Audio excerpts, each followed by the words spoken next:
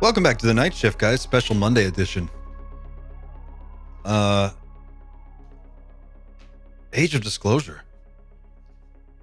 Holy shit. I think it's melting my brain. I don't know about you guys, but we watched it over the weekend. I watched it over the weekend. I think, Dan, you saw it on Friday. Just going to do some hot takes today while it's all still fresh. What do you guys think? Yo. Us. Yes. You. Us. Yeah. What's up, guys? Good morning. Good morning. Good Well, my evening. voice, I have morning voice. I haven't woken up yet.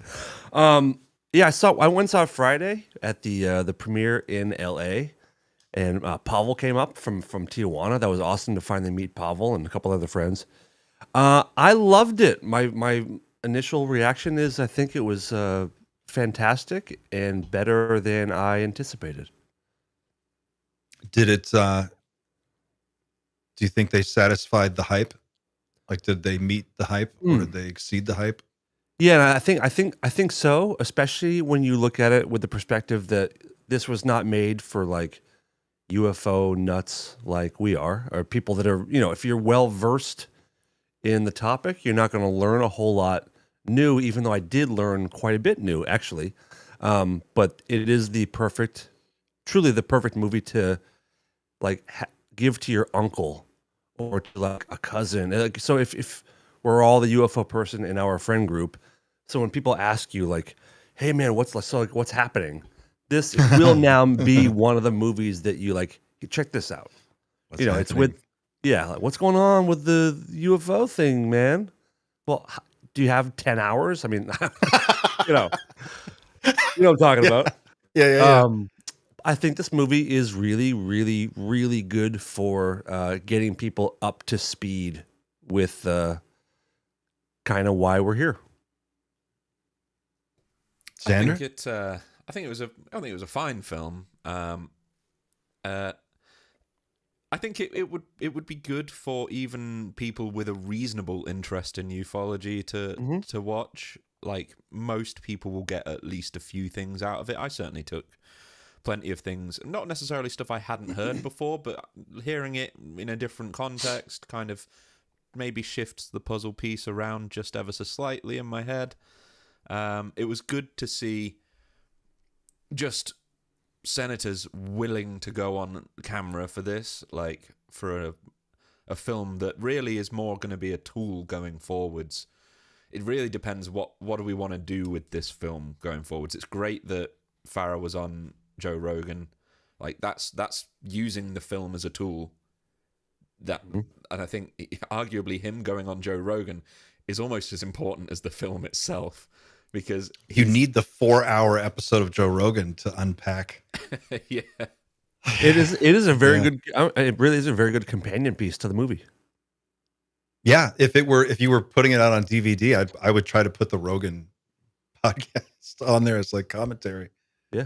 I got a lot out of this, guys. I was really surprised. That second half, you weren't kidding. I was like texting you guys as I was watching it, and I'd be like 15 minutes in, and I was like, oh yeah, so far I'm not impressed. And then half an hour through, got a little more interesting. But about halfway, you said things would get interesting, and they did.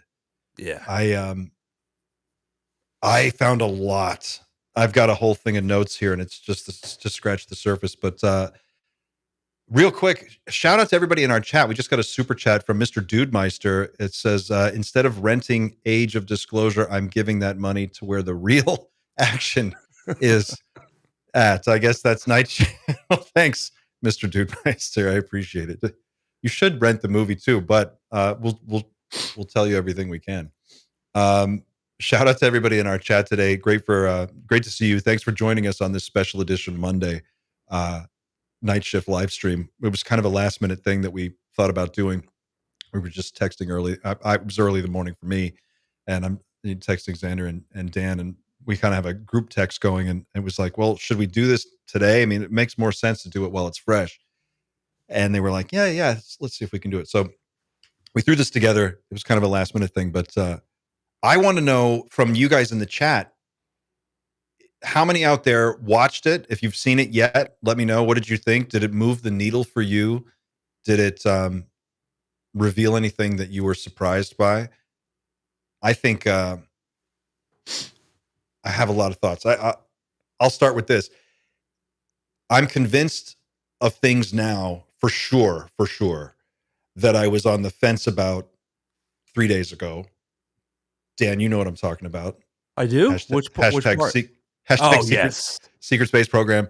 Hashtag secret Yeah, space man. program. I'm all in on secret space program now. I think I understand how News Nation fits into everything now. I think I have an idea of what's going on. The fact that this movie got made the way that it got made, and the way that it read when I was watching it, seemed very intentional, extremely like coordinated. And I think that's what's going on. I think I'm going to just start like a 30,000 foot view. I think News Nation was set up to start winning hearts and minds as this whole group of people that are behind the Age of Disclosure documentary, like Chris Mellon and Lou Elizondo, from behind the scenes. We're trying to basically build the case for the American people to get their congressperson or persons interested in this topic. So they needed this is just a guess. I'm speculating here, but just after seeing this, I'm like, this is what I think. News Nation was fired up as the machine to cover this beat, to just be on it all the time. And that's why it feels like it's kind of just out of nowhere. This news thing just showed up. To me, I think that's what happened. I think there was some behind the scenes coordination. They said, we need somebody putting media out on this all the time. And we're going to make a press. This is going to be like a 5-6 year long thing where we're going to try to win over people's hearts and minds and make the push for disclosure. Again, just a guess. But the documentary was like the bow on that package that's for some reason seemed to tie it all together for me. And I'm watching it going, this all makes sense now. The way Lou has been working the podcast circuit, the whole thing with Chris Mellon in the background, after hearing him kind of go on record with his thoughts on what should happen next. But yeah, it blew my mind. I didn't expect it to blow my mind, but there was some stuff in there that just, if you can read between the lines, there's a lot more. Yeah, if you guys, I think I may have just solved my audio problem. But anyway, if you guys have any more like sort of in-depth stuff that you can't fit in a YouTube comment, feel free to go to the Discord, to the live question section. Just write me a paragraph. We'll talk about it tonight. It'd be great to hear some more. We had a couple more people give their 2 cents. Cole as well. Here he is. Cole says, I put up Age of Disclosure on last night and it got the ultimate compliment. My wife turned her head and paid attention a few times. That's a big one. That's a big deal. I think it'll do that. I mean, it's a bunch of politicians, but it's really not boring at all. Okay, so let's start at the beginning, and we'll just work through it. And I just to set it up for people, if you haven't seen it already, I guess my 60-second takeaway is that Age of Disclosure is, like you said, Dan, it's the movie you would want to show. Like if you have people over for Thanksgiving, this is the movie to put on. If you got a bunch of guys sitting around in the living room while other people are doing stuff and they have nothing else to do, put this movie on and just let them sit back and watch it. It will get you up to speed. It brought clarity to the last 75 years of what is going on. It finally cleared up for me confusion about this overlap between who is pushing for disclosure and this cover up. How can there be like a group pushing for disclosure and this cover up group both working against each other? I didn't really understand where the demarcation was between those two groups. I do now. I think that became more clear for me. And you get clarity on exactly what's happened. There's a clip in the middle where that jumps to mind where Eric Davis is talking to directly George Herbert Walker Bush. Oh, dude. Do you remember what he said? Of course. What did he About talking about Holloman? Holloman. He kind of confirmed. Eric Davis said that Bush Sr. told him to his face. Yes, about the Holloman landing in 1964, whatever it was, where three craft approached Holloman Air Force Base. One landed on the tarmac, the two others flew off, and like the thing opened up, and beings got out and interacted with uniformed military personnel. That alone, that 30 seconds is worth the $20 it costs to like rent this or whatever or buy it on Amazon. It's astounding. It's astounding.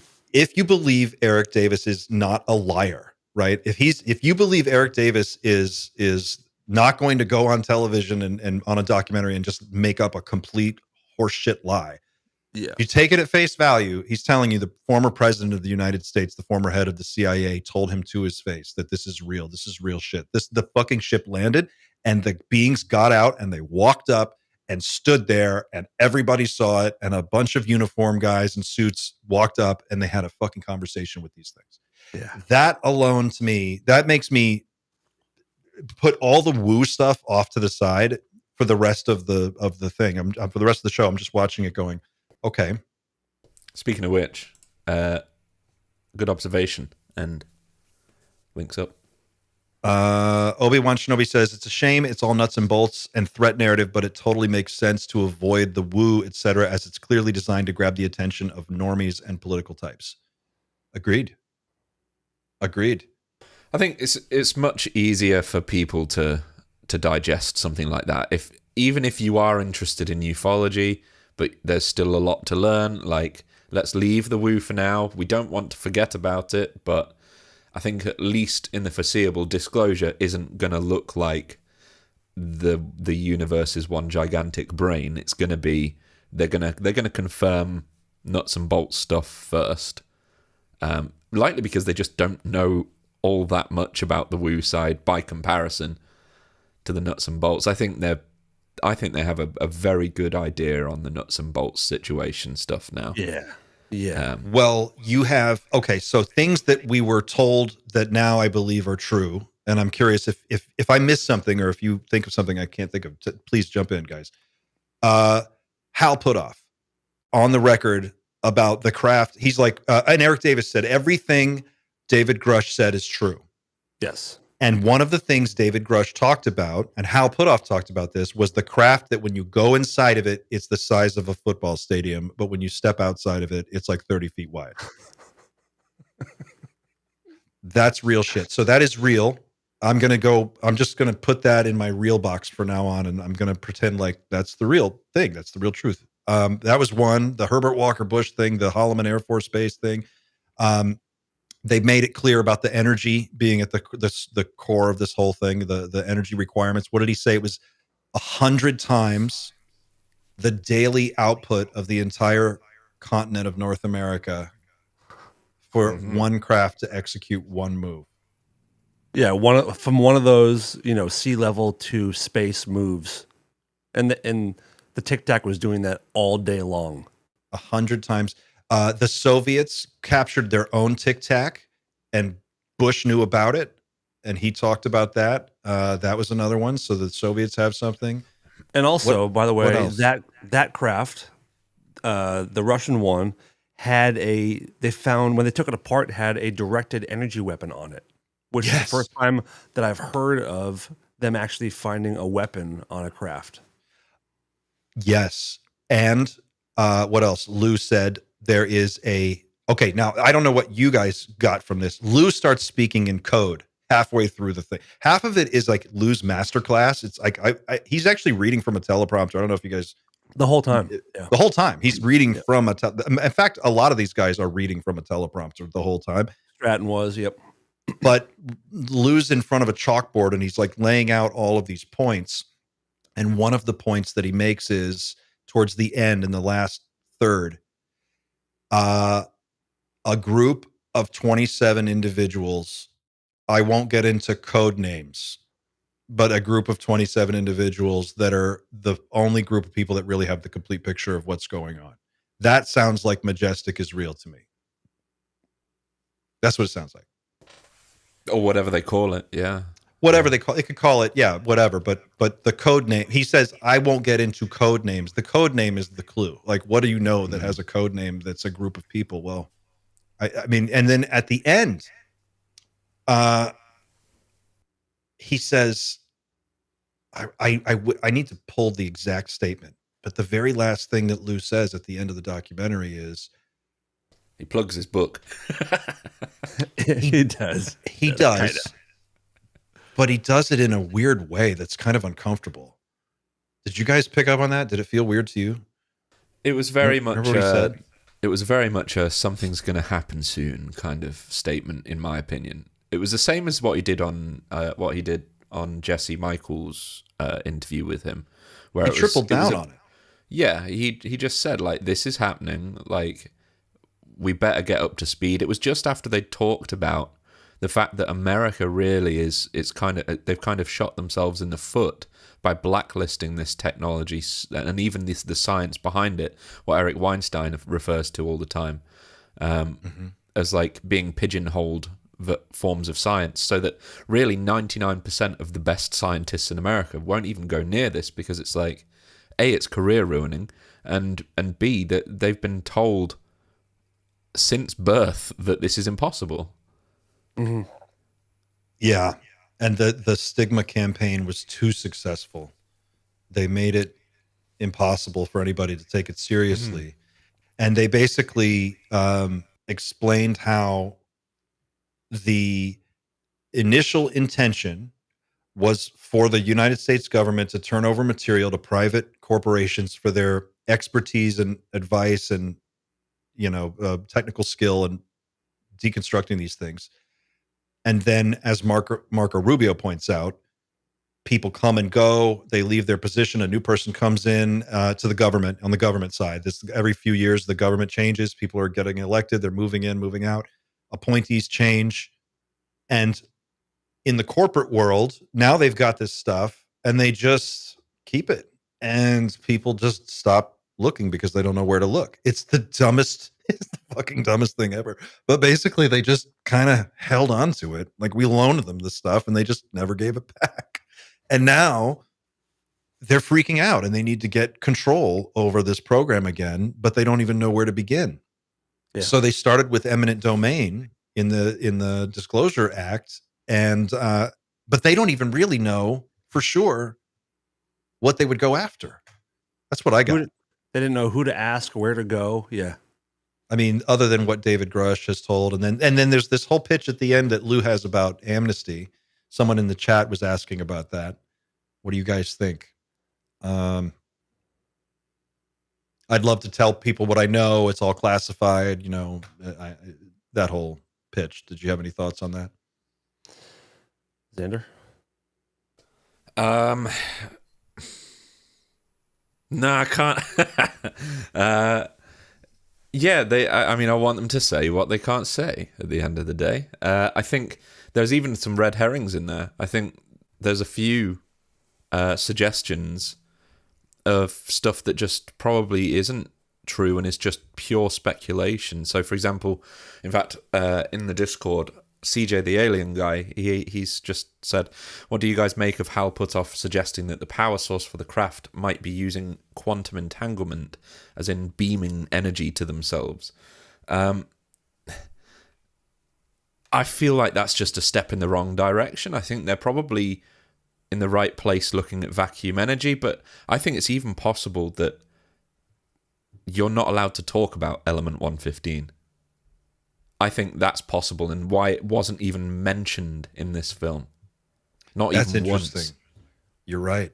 And I'm sorry, and science is discovering new things. Everything we always say is impossible always ends up being possible. So quantum entanglement might well be a form, like a useful form in the future, I guess. But right now, that is like as impossible as it gets. Using quantum entanglement for anything is like beyond. If you would ask a scientist that, or any sort of theoretical physicist, including Hal, he would probably say, well, no, the science just clearly says that's physically just not a chance ever going to happen. Because You just can't transmit information with quantum entanglement. It just breaks physics, like a singularity does in a black hole. It just doesn't work. It might be wrong. But Hal did say it. But he did say he it. did say it, and that's why I say, like, maybe it's a bit of a red herring, and he just can't talk about the other aspect of it, which might well be element 115. Actually, in my opinion. Davis said it. Davis is the one that said it in the film. Yeah. Yeah. That's what That I'll part be blew my looking mind. next anyway. That's one of the parts in the film that blew my mind the most, was the quantum entanglement power source part. It made my jaw be like, holy shit, what an idea. They frame it in an interesting way, right? So the framing, it's just assumed like that the only way to look at this is, and Hal talks about this, that there's a line of thinking that says some of these craft are gifts, right? And then the question becomes, maybe the gifts are there to see who decodes the technology first, us, the Russians, the Chinese. But they don't follow that.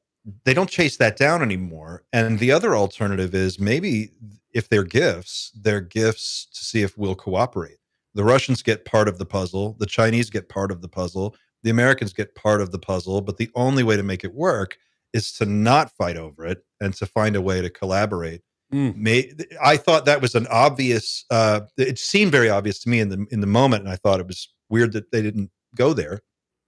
But they stay with this whole strategic threat narrative between major powers. I thought that was interesting. They talked about the reverse engineering of craft. This was the Dan Farah interview on Joe Rogan, right? That you sent me. Yep. Where he said some of this stuff has been reverse engineered and is currently operational in the solar system. Yeah. There you go. Yeah. Secret space program. And then Joe clarified. He goes, "Are you saying that these are used to like just go into low atmosphere, like low Earth orbit, or to like go around the stars?" And Dan said, he goes, from his understanding, it was to like traverse the stars. So that brings into focus a quote that came from remote viewer Lynn Buchanan on New Thinking Aloud, Jeffrey Mishlov's excellent podcast. And I will find it and post it as a separate clip, or if I re-upload this, I'll insert it in there. But he is a remote viewer who trained with or was actually part of the Hal Puthoff's program. But he said in that interview that he has been hired by a private client to remote view a planet that this company intends to send people to. He's like, there's a private company. They want to send people to another planet, and they want to know what they can expect when they get there. And we remote viewed it. He had a team of remote viewers. They looked at it, and he's like, we found an early sort of primitive civilization that's on this planet. They're kind of like hominids, but they're not exactly. And he goes into this whole thing. So when Dan Farah said that on Joe Rogan, it clicked for me that this interview from like 2-3 years ago, I just was like, holy shit, maybe that's what they're talking about.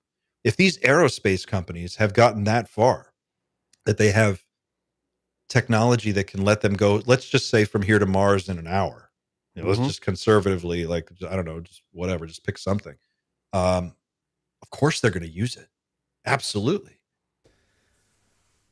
So for the time being at least, I am trying to take people's words very carefully, as in I will try not to take what they say and run with it. So on Joe Rogan, Farah specifically only said the solar system. Yeah. He wasn't asked. I really wish Rogan had said, what about further than the solar system? Because I do think solar system is basically the same as low Earth orbit by comparison to going to another, even the next closest solar system. So but for the time being, even going around the solar system is amazing, absolutely, for sure. But it's just as I've said like a few times, it's a completely different game to go interstellar. So that's I'm sort of getting to the idea that there's multiple There's multiple power sources here. I think you're right. And that explains the whole Cold War thing of like why they have to get so aggressive about going after these craft, because if it is a limited power source, if it is, let's just say it is element 115 for the sake of simplicity. And if there's a limit, let's say, I don't know, how many grams of element 115 are on a Tic Tac, 100 grams, I mean, is it a pound? I mean, I don't know. How would you even measure? And then, if we can't duplicate it, yeah, you have an arms race, and it's literally over the one thing that no one can duplicate. So if you had craft, if you could reverse engineer craft successfully and take them out around the solar system, I would think the very first thing you'd want to try to do is source your own element 115, right? And then your secondary thing would be set up a second base of operations off Earth. Get something somewhere else established with all of the technology you need to be self-sufficient elsewhere. Like, get a plan B. So, like, these are my thoughts while I'm watching this. I'm going, there's no way they have not done this. That if what Eric Davis says is true, if you take it at face value, then the next logical step is they are absolutely using this technology. Yeah, and I'm like, okay, so does that mean we're really like in other parts of the galaxy at this point? Because that is a huge question to ask. Being in the solar system is one thing, but basically, like, you can observe any planet, and it's not going to be that, the time difference isn't insane. Mm-hmm. Whereas as soon as you go to the next star system over, you're dealing with years of light that it's 4 years minimum to the closest. Well, in the I think it was, I don't know what you guys think about Project Serpo. Did you guys ever follow the Project Serpo? Sort of. Yeah. I love it. I think it's a fun story. I don't know if I believe it's true, but I believe maybe parts of it might be true. But they talked about going to the Serpo system. So Project Serpo, for people who don't know, is a piece of UFO lore that may or may not contain some truth. We don't know.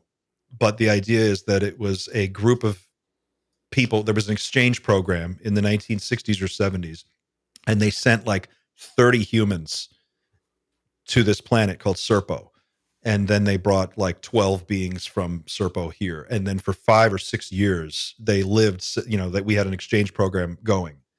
And in that story, they talk about the journey actually getting on board. So they load up on an alien craft, and they load tons of supplies, like truckloads of 5 years worth of supplies. Like, they're going on a long-term mission, and they go to Serpo, and it takes a period of time. It's like weeks. It's not months, but it's not instant either.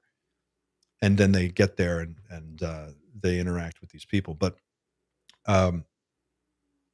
all of these little pieces of like lore and stories that are disconnected throughout the history of ufology about things that seemed incredible and almost too impossible to entertain, after watching Age of Disclosure, now seem much more reasonable. And I think the playing field is wide open now for you can run with your imagination, I think. Even if you're right, Xander, and I think you might be, that maybe we can't get from one galaxy to the next. Just what we know. Not to say we haven't been. I just don't think we're going there like every Friday. I think maybe we've probably done our experiments with the amounts of, if it is 115. This is all sort of very speculative, I'll admit. But if 115 is the key, then it's a limited resource. So we go on a limited basis. We might not know how to actually traverse like journeys. Maybe it's a navigation thing. It could be. It might literally be like, you have the engine to get you there, but how the fuck are you going to navigate from here to there? Like, we don't have that kind of skill. Like, can you drive on the motorway, on the highway at 400 miles an hour without crashing? Right. I can't. In the film, they talk about the warp bubble that Hal and Davis are talking about, and they say it makes it so you can basically go through anything. So if you are zipping through the solar system, you can go through asteroids, you can go through other planets, you can go through other whatevers. Go through the sun. But that kind of changes it sort of changes everything. I've always wondered, like, if you're traveling through the solar system at those kind of speeds that you would need, how do you not hit everything, just smash to a million pieces? But when they explain that these things can go through matter, that explains that. Right. Yep. It's like in Star Wars, the navicomputer has to calculate the jump to light speed. But this way, you don't even need that. You just go through it. You just go. And also, hi, Pavel, by the way. What's up, buddy? Hi, Pavel. Hey, Pavel. Welcome. By the way, real quick, while we're welcoming Pavel, please, everyone, we have like 500 people in here and we only have 109 likes. Please, let's get it up. 1 like for every viewer would be awesome. You guys are great. We're trying to break this down and do a little post-game analysis. Help us out, guys. We could really appreciate it, or we could really use it, and we do appreciate it. Pavel, what's your hot take, man? You saw it. What do you think?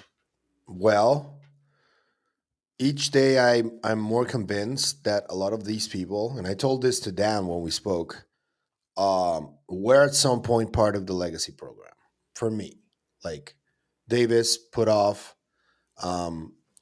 The hot take, I guess, is that if you read the Forbidden Science volumes from Jacques Vallée, he actually talks about a lot of what's actually going on, like the behind the scenes, because this film is more on the government, legislation, arms race side of disclosure. But Jacques is talking to you from a perspective of the back doors of ufology. And that's a very different story, and it has many different connotations to it. And a lot of what he's saying is not even mentioned in the film.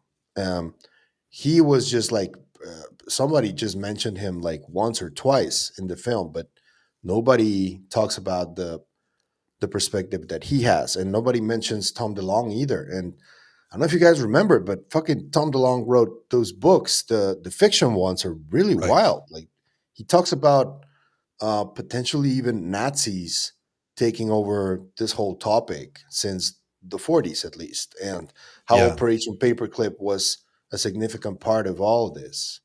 And nobody's talking about that. So I don't think they could. Not in this. I think that's it's so big. It's like Dan said at the top of the show. Like you need 10 hours just to get somebody up to speed on what we think might be going on. I think this was a 10 hours is such little time. I think. I know 10 hours wouldn't even be. We need way more. but this was about collecting these statements in one place and presenting the most authoritative speakers on the topic that are available right now, to get them all together in one place to say this is real. I do consider this documentary like case closed, disclosure. It's real, right?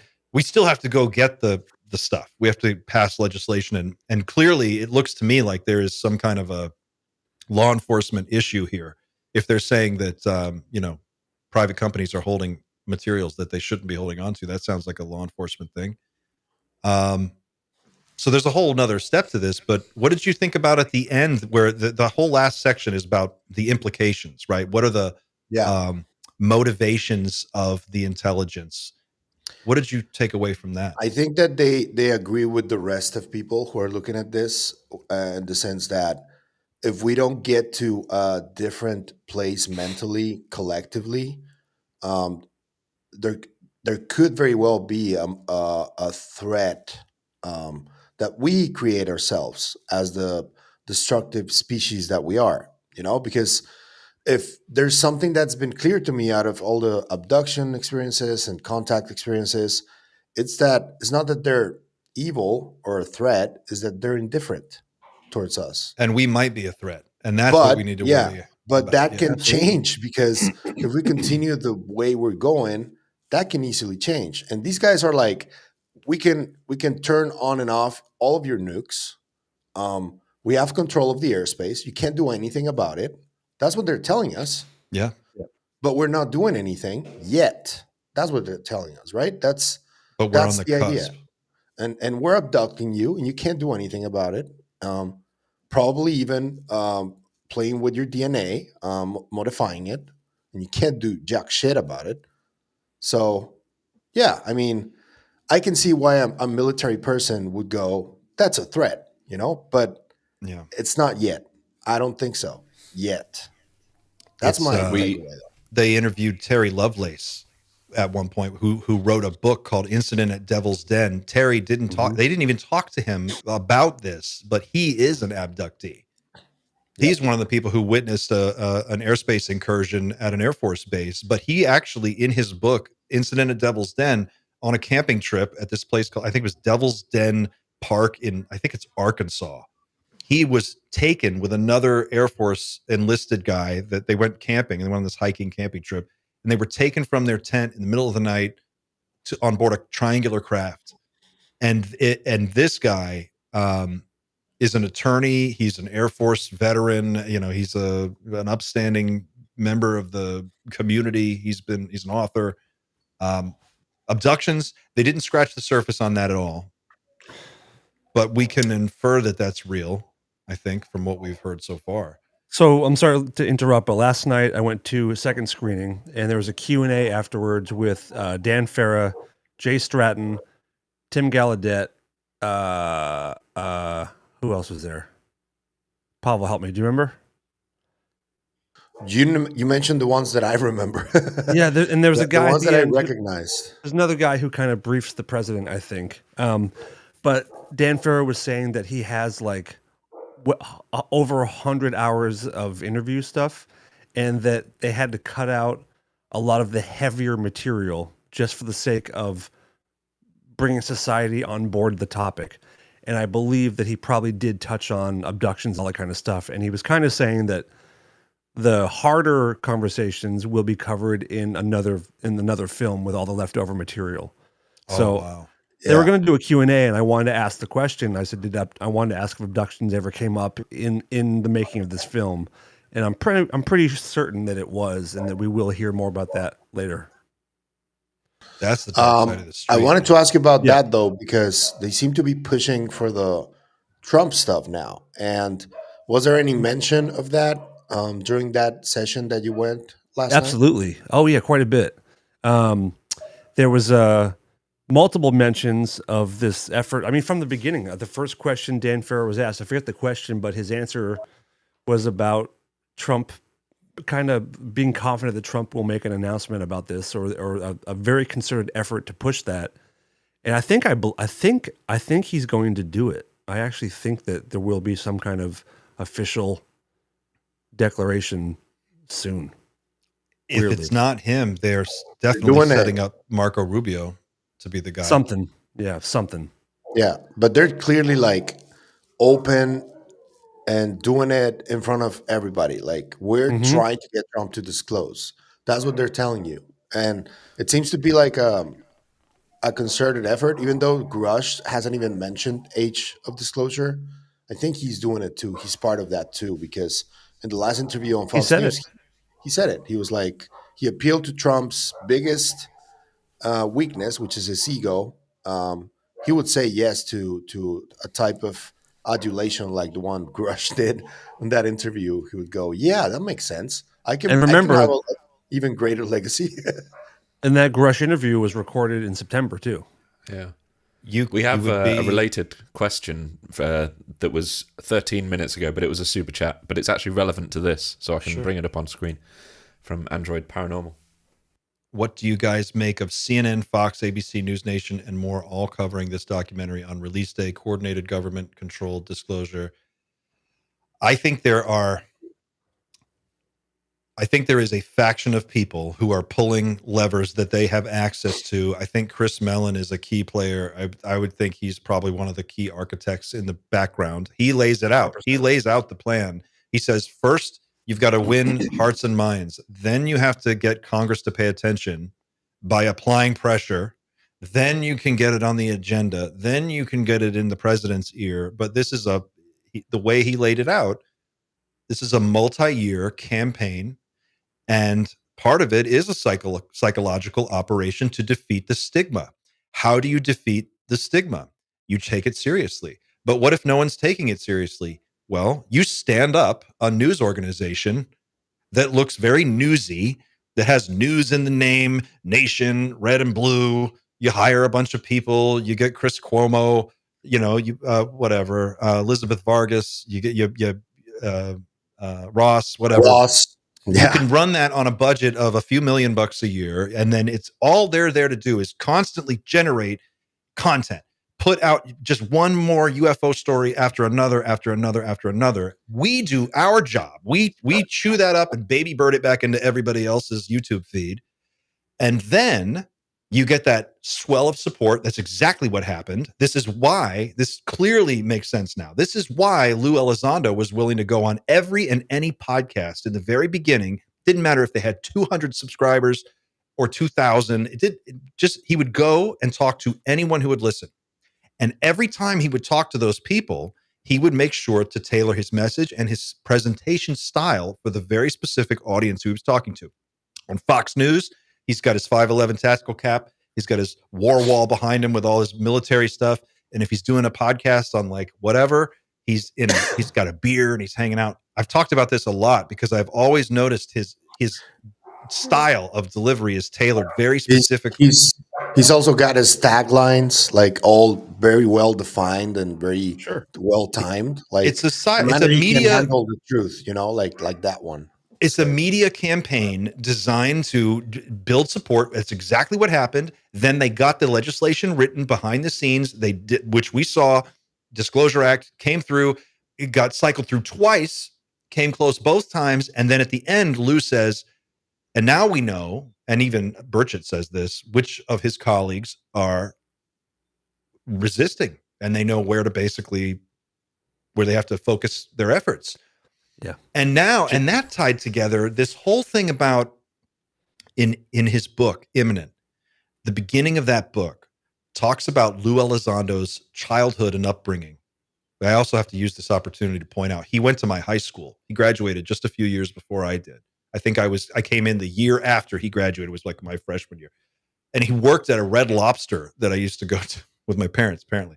But Lou Elizondo in his book said that when he was growing up, his dad was like a revolutionary who wanted to overthrow the Cuban government and was training to be deployed in the Bay of Pigs invasion, if I remember correctly.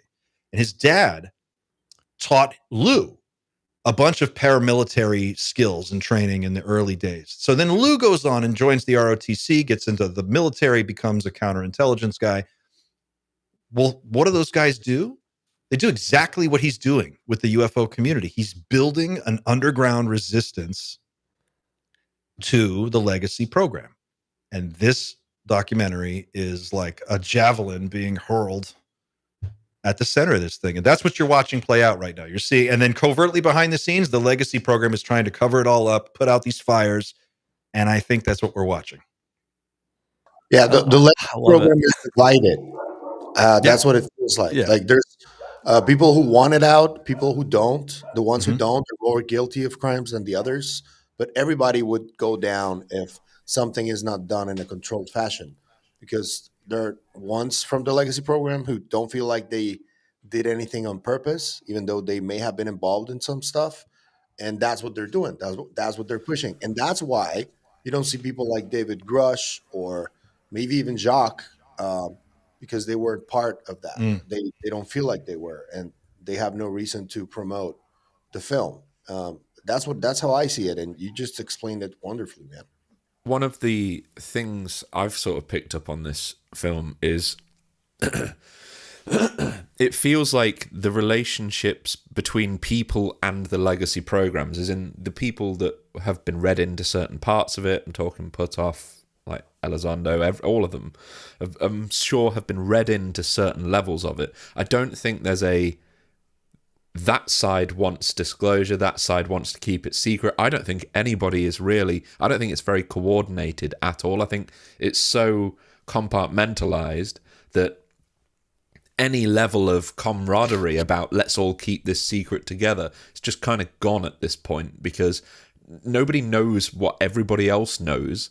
They're all kept very separate. And all of these guys like Lou, Eric, how they've all found themselves in the process of deciding that they are for pro-disclosure. I don't think they sort of got together behind closed doors and said, let's all step forward together. I think, and it kind of shows in the fact that one by one, they've all kind of come out.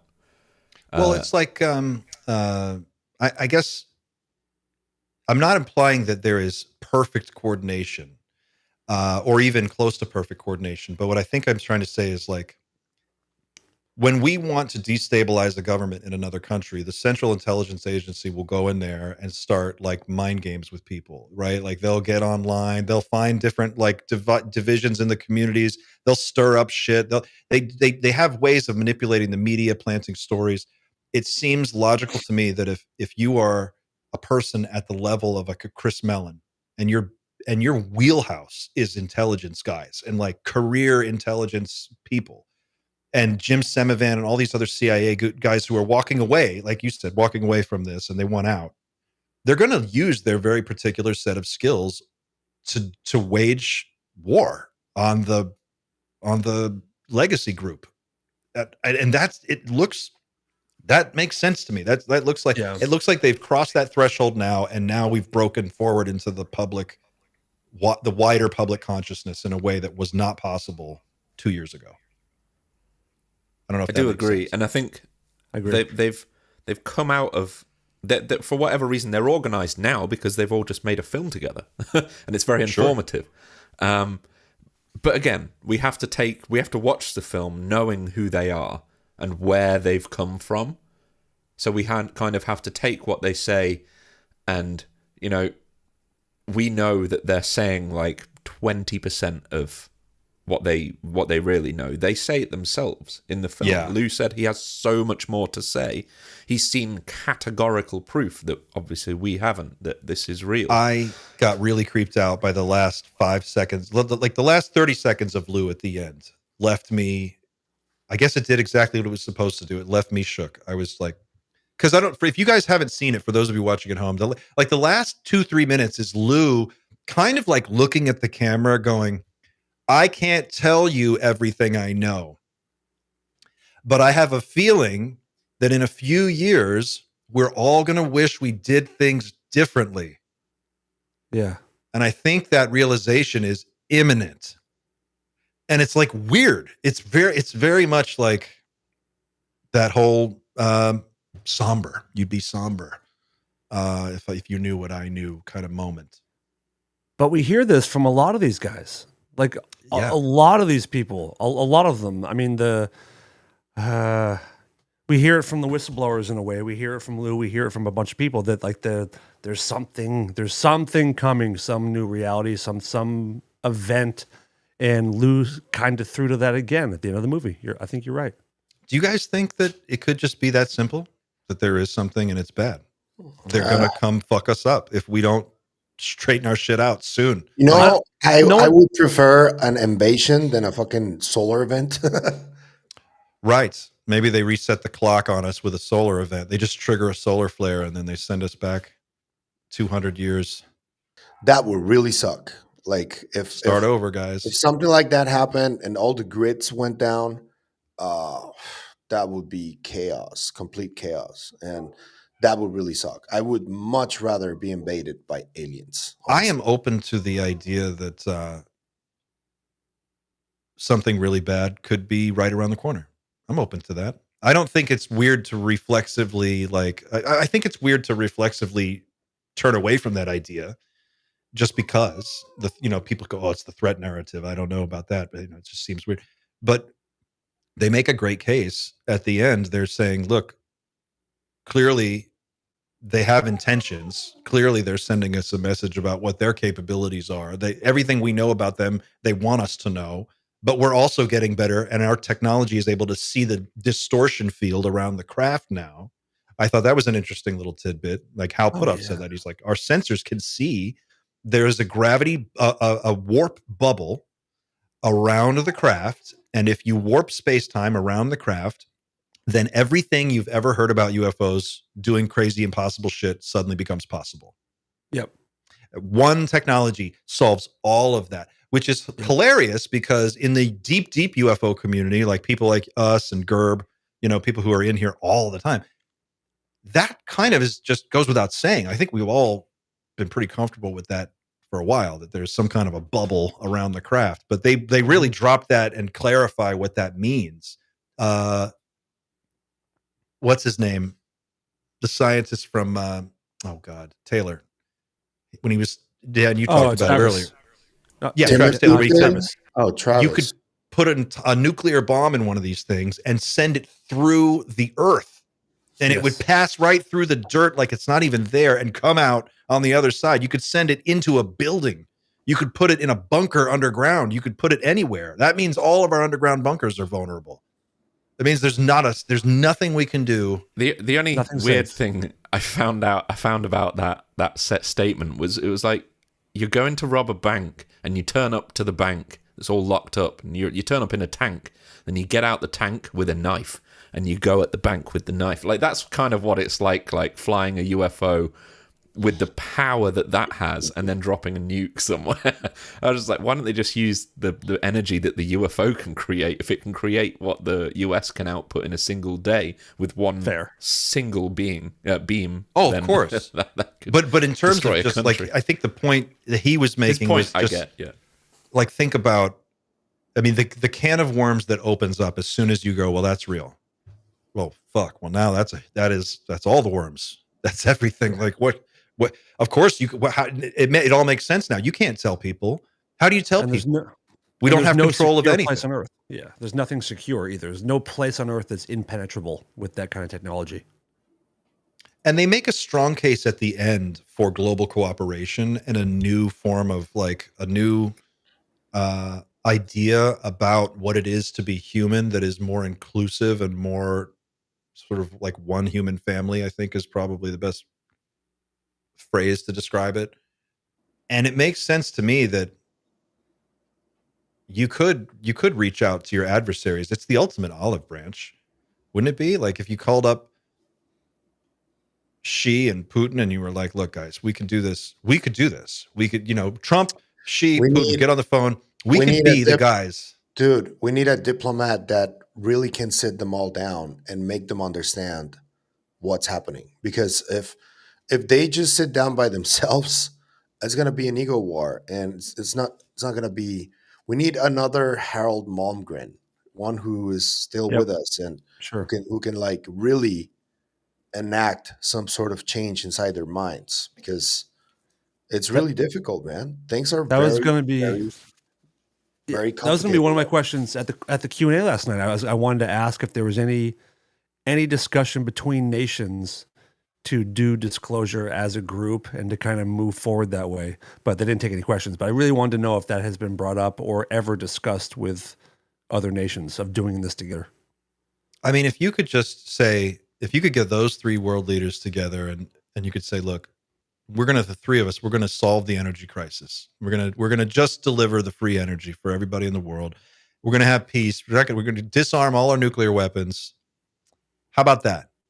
Unilaterally, like, I'm just going to like have the authority as the leader of the free, of the United States to just make that call as president. If you guys agree, I mean, what would that take? I mean, is that possible? Is it conceivable that you could have a global cooperative framework to share technology and do it in a way that ensures disarmament? I think it's possible, but highly unlikely. And let's say, I mean, we're in the US, you and I are in the US. It would take us being like, we have just now begun disassembling our nukes as a show of trust to the rest of the world. We're going to lead by example. We are getting rid of our nuclear program.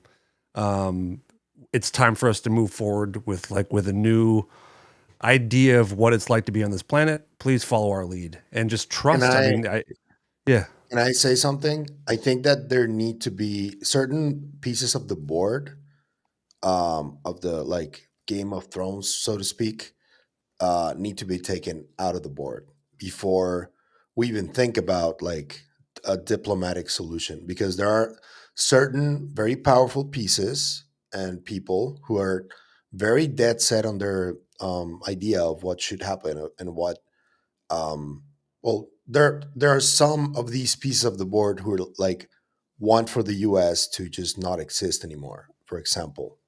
And it happens with between different countries, you know. So we Oh, you're need talking to be about like those when they say bad actors, the people who don't want us yeah. around anymore. Yeah, Yeah. and like the ones that we know, like for example, I wouldn't trust Netanyahu to make any decision at all, you know, No, no. and that's just one. Why? You What's he know? done? Yeah. He's not so You bad. Well, I think that's the funny thing, right? Like if you average people, all average people in the world, the regular folks, or it doesn't matter where you're from, we all want the same things. You just want to have a nice life, you know, be with your family, hang out with your friends, not Yeah, be it's what I'm hassled. saying. We do. He doesn't. I don't think. Right. Yeah. No, those people are power hungry maniacs. And that's the problem. I mean, those are the psychopaths at the top who are in charge of everything. But I But think we are power hungry maniacs too in this country as well. Yeah. yeah. That's Well, that's the problem with Let's the be United real. States. Yeah. We did, as I like to point out, and Lou points out in this documentary, that we're the only ones who actually did drop 2 nuclear weapons or atomic weapons on. It civilians. boils down to that, really. Like from a certain we have standpoint. to. Yeah, we're I pretty cool. always thought, and I think that's what Kennedy didn't. Was it Malmgren who made this, or who was talking about Kennedy had a plan to approach the Soviets, and with this idea of a global peace treaty, some kind of a disclosure linked peace agreement, and that's one of the reasons why he might have been taken out. Mm-hmm. He was going to open that can of worms, and then they would never be able to close it. Can you imagine the world we'd be in now if that had happened? Oh my God. Where I we'd want be? to live in that world. Just to maybe I would love to know. Yeah, go ahead, Xander. maybe raise the doom temperature a little bit. I know it's only Monday and we all have the rest of the week to get through, but all of this is the way the way the conversation goes. It always ends up in the, well, we can't do it, but we're heading towards that singularity like a freight train. We can't stop it, and we're going to smash through that wall one way or the other. Like we are not going to be able to stop this, and we're going to have to deal with it in whatever happens. There's multiple angles of doom to get through. There's the obvious inevitable one, which is AI. That is the world-changing inevitability. But then we have all of the other predictions, let's call them. We've had Dan Sherman talking about the sun. We've got Bledsoe talking about something happening next year. We've got Lou Elizondo himself in the film talks about, he hints at something happening again. And this seems to be pretty certain at this point. One way or another, one of those is going to happen relatively soon. Like We'll be here to see it for sure. We'll be here. We'll be here on. We'll be streaming it live. Fuck it. If the grid is still up. Yeah. We're not, as we've just talked about, we're clearly not in the right frame of mind to deal with that sort of situation right now. So maybe the US government may be thinking, let's try and get out ahead of it, because if we deal with it now, we don't have to deal with it when the shit hits the fan down the line. I don't know. I thought that whole this ontological shock argument, and you hear it mentioned a few times. Hal mentions that he participated in this study group to decide if disclosure was feasible. Lou talks about it, it's going to shake things up so much. That might not be a bad thing. It's not exactly like this is working out for us, right? Like the way things are is just about as bleak as it could possibly get. Maybe a shakeup is exactly what we need. Yes. A soft reset, not a full reset. You know? I've been saying forever, like what we're doing is not working. We need we need to be humbled, I think, for real. People. We need to stand at the feet of the gods and have their true power displayed. Kinda, yeah, I think so. There's a difference between the world's power grid going down for any major length of time and what potentially might be the desired effect by those in power, which is that the markets react pretty normally to the biggest revelation that mankind ever gets. That would be the one that I don't want, where I still have to get up the next day and nothing's changed. Nobody's really talking about it. They're still kind of concerned with, like, the Epstein files. Like, I do want the world to stop for a week, like, to just take it in and talk about what happens next. Yeah. Like, somewhere between that. Go ahead. Something really weird just happened. Something just dropped on the Soul Foundation about Leslie Kane, and it's brand new. And What? she's supposedly going to talk about secrets and archives. What the hell? The Vatican Ooh. archives. Vatican, they talked baby. about the Vatican archives. That's interesting. I'm sorry, Sander. Well, I'm sorry. I feel like yesterday we were hearing that the Vatican might try to get out ahead of this too, right? The Vatican is the most logical first mover in this scenario. For me, I think that makes the most sense. The Vatican has its own set of problems. Obviously, the Catholic Church has a lot of shit to deal with. No. However, but if someone was going to make an announcement and you wanted to do it in a way that would calm people down, I would think that it coming from the Pope, that would probably be the most gentle way. It would be Danny Sheehan first, and then the Pope.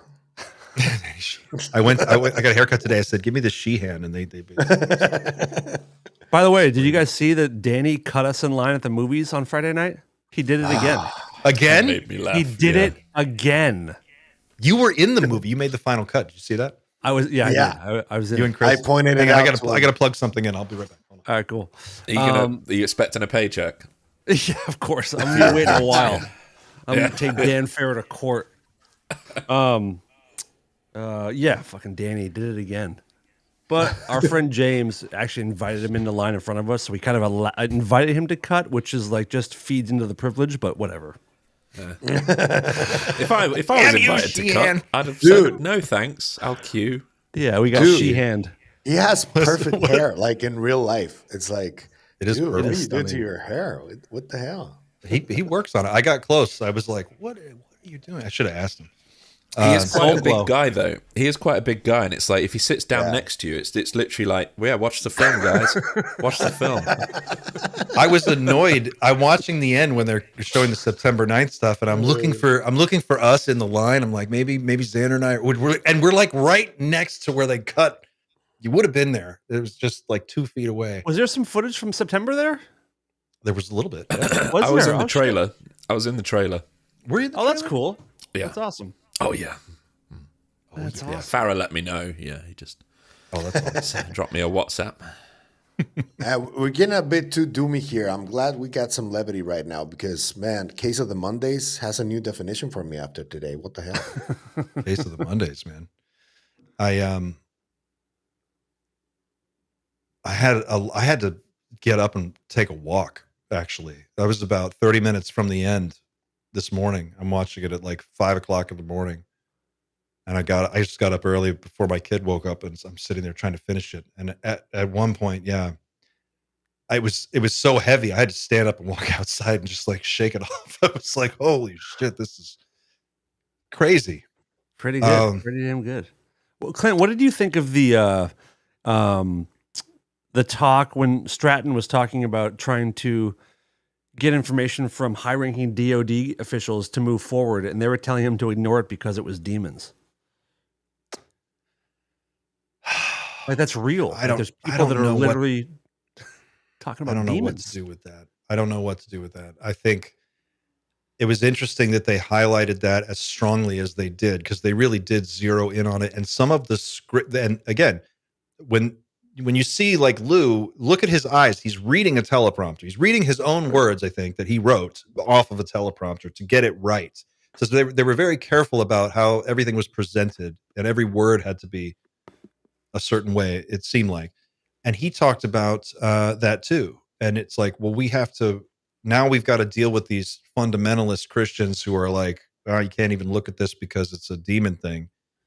I wonder if that's a strategy or a tactic to just keep people away from it, or if it's really a group of Christian fundamentalists who are just like making strategic decisions based on their belief structure, which I think they fucking believe hope it. not. I think they believe it. I really do think some of them believe it because we hear it from a lot of people. Yeah. The congresswoman that's just fallen out with Trump. She said Marjorie on- Taylor Greene. Yeah, she said there were demons, didn't she? Or at Never least, thought I would ever see that happening, but yeah. Yeah. Well, this is the problem, right? So the information is being gatekept by a group of corporate interests, but there are people in the government who do have answers. One of them is the director of the Foreign Technology Division at the Central Science and Intelligence Technology. Science and Technology Division at the CIA, which is Glenn The Gaffney. weird desk. Yeah. The weird desk. Gaffney, baby. I Yep. And think Gaffney it was was the- Glenn Gaffney, wasn't it? I don't know. It if No, was. he's retired now. He's retired. He's now. at InQtel, which Yeah. is InQtel Yes, that's is right. the Was that public civilian. knowledge? Huh? Was that public? That he's at InQtel? I looked it Yeah. up. You can look it up. Yeah. Oh, okay, He's great. at, he's, Okay. I mean, at least he was at InQtel. Bombshell. You can find him on YouTube giving he's doing interviews about InQtel. InQtel is the civilian. It's a CIA cutout company that is sort of used as a investment fund, so the CIA can pour money into very specific companies. So it identifies a company, or it'll find a company that has the skill set, and then they'll gift them stuff, and then they'll fund it, and then it's private and off the books. Meanwhile, the CIA is overseeing it. So it sounds like at the end of this documentary that really what they were trying to do is get the finger pointed directly at director of science and technology at CIA, Glenn Gaffney, or someone in that position, whoever it is today, and Department of Energy. Yeah. That's where it all is. And there are many of those projects that initiate at the Department of Energy as an idea, and then they go to the CIA, and the CIA, through a company like that one, they create new startups with those ideas coming from the DOE and from DARPA. It's just really I'll be hard right to. back, sorry. I mean, I can believe it because I guess I can. You have to believe it, but it's hard to swallow that there is a group of people in the Air Force, specifically within the chain of command. There are uniformed officers that served in the United States Air Force that had face-to-face meetings with extraterrestrials at Holloman Air Force Base, according to George H.W. Bush. That's real. And we can't find any government official records of any of that. There's no paperwork on that. There's no footage of. I mean, it seems like you could take the Air Force apart if you really wanted to, right? If the president wanted to go after that information as a commander in chief, you could direct someone to go open up every filing cabinet. But again, let's remember that there is a chance that a lot of these files have actually been physically destroyed. That's been talked about before too. Shredded. Like where there is literally no paper trail whatsoever. And we've heard for years too that the entire history of crash retrievals and the reverse engineering stuff is all word of mouth history, where nothing's written down. There's no briefing books. It's all word of mouth, which is a huge way to keep it like untraceable. Diana Pasolka talks about this at length in her work. That she found out that everybody from intelligence that she speaks about, when she talks about the legacy program, it's like they don't write anything down. It's all in here. And it's like an oral tradition, like in the ancient cultures. What is it called? Mouth to ear? Or there's some kind of term for it or something, right? But see, this is where it gets really fuzzy for me, right? I understand that. That makes perfect sense to me. Mouth to ear, okay. Colonel Corso, Phil Corso said that specifically. He said when General Trudeau set up the foreign technology desk at the Pentagon and appointed Colonel Corso to run that desk, he said that it was all mouth to ear, and he would go, and he said this in his book and in interviews, he would go to these companies, sometimes with suitcases full of cash. They would have a fucking military guard come up and they'd have suitcases full of cash and they would just deliver the fucking cash to these. No paper trail on any of this stuff. That made sense to me. They didn't talk about Corso directly or address him directly in the documentary, but Lou mentioned it. He was like, how did we go so far in 80 years? Think about the technology. It's one of those things that they imply if you read between the lines that is real. So where it gets fuzzy for me is that is a level of complexity that requires. That is a level of complexity that requires administration. It requires bureaucracy. It requires there has to be paper trail. There's equipment. There's specialized stuff that has to be transported from place to place. There's got to be records of that and the pilots and the destinations of where they're flying this shit. And there's no way that there can be no paper trail. This is what I'm trying to say is that I understand the cover up has been successful, but there has got to be a mountain of paper somewhere. Maybe it is in the Department of Energy classification system, and that's some kind of labyrinthine, vault system that we'll never have access to. But I have a hard time believing that the government can simultaneously be engaged in covertly managing a program of this size and scope, government meaning specifically the CIA and the DOE, and how at the same time, up to and including, if what we heard is correct, from Dan Farah, that the Air Force and other private companies may have craft out in the solar system, operating in our solar system right now. How do you coordinate all that? Word of mouth. You can't. There's no way. Someone's got to be tracking these things. They've got to be identifying when they're coming and going. They've got to be paying attention to all this stuff. In other words, the footprint has got to be massive. So at the end of the documentary, when they're like, the next step is we got to unwind this. How do we unwind this program? Mm-hmm. I'm just thinking, fuck, you could start anywhere. Just start pulling threads. I mean, this whole sweater's got to come unraveled eventually. They need to treat it like a law enforcement thing where they get these people in a room they can't get out of, and they say, now, if you flip and come on board, we'll give you immunity, but we need you to turn in 10 other people. Mm-hmm. The way I just watched Charlie Sheen's thing on Netflix where he was he got busted for prostitutes back in the 90s, or the Heidi Fleiss thing. Yeah. And he was and he turned on Heidi Fleiss and turned her in, and they brought down all these people. And he was like, it was all over taxes, but they got me in a room and they got me to flip on all these people. I'm thinking, why can't we do this with these UAP whistleblower people? You know what I mean? I think we can. Although there's higher stakes with the UFO whistleblower people. Much higher stakes. Sure. But, I mean, couldn't you... Well, how do you... who investigates this stuff? Who would the group be? I mean, if you look at what UAP Gerb and Rob Jones and Kermit are doing, as far as the way they're tracking down the financials, and those guys alone, I feel like are doing a pretty great job of finding the paper trail themselves. You know what I mean? If you watch the videos, they've been doing these live streams.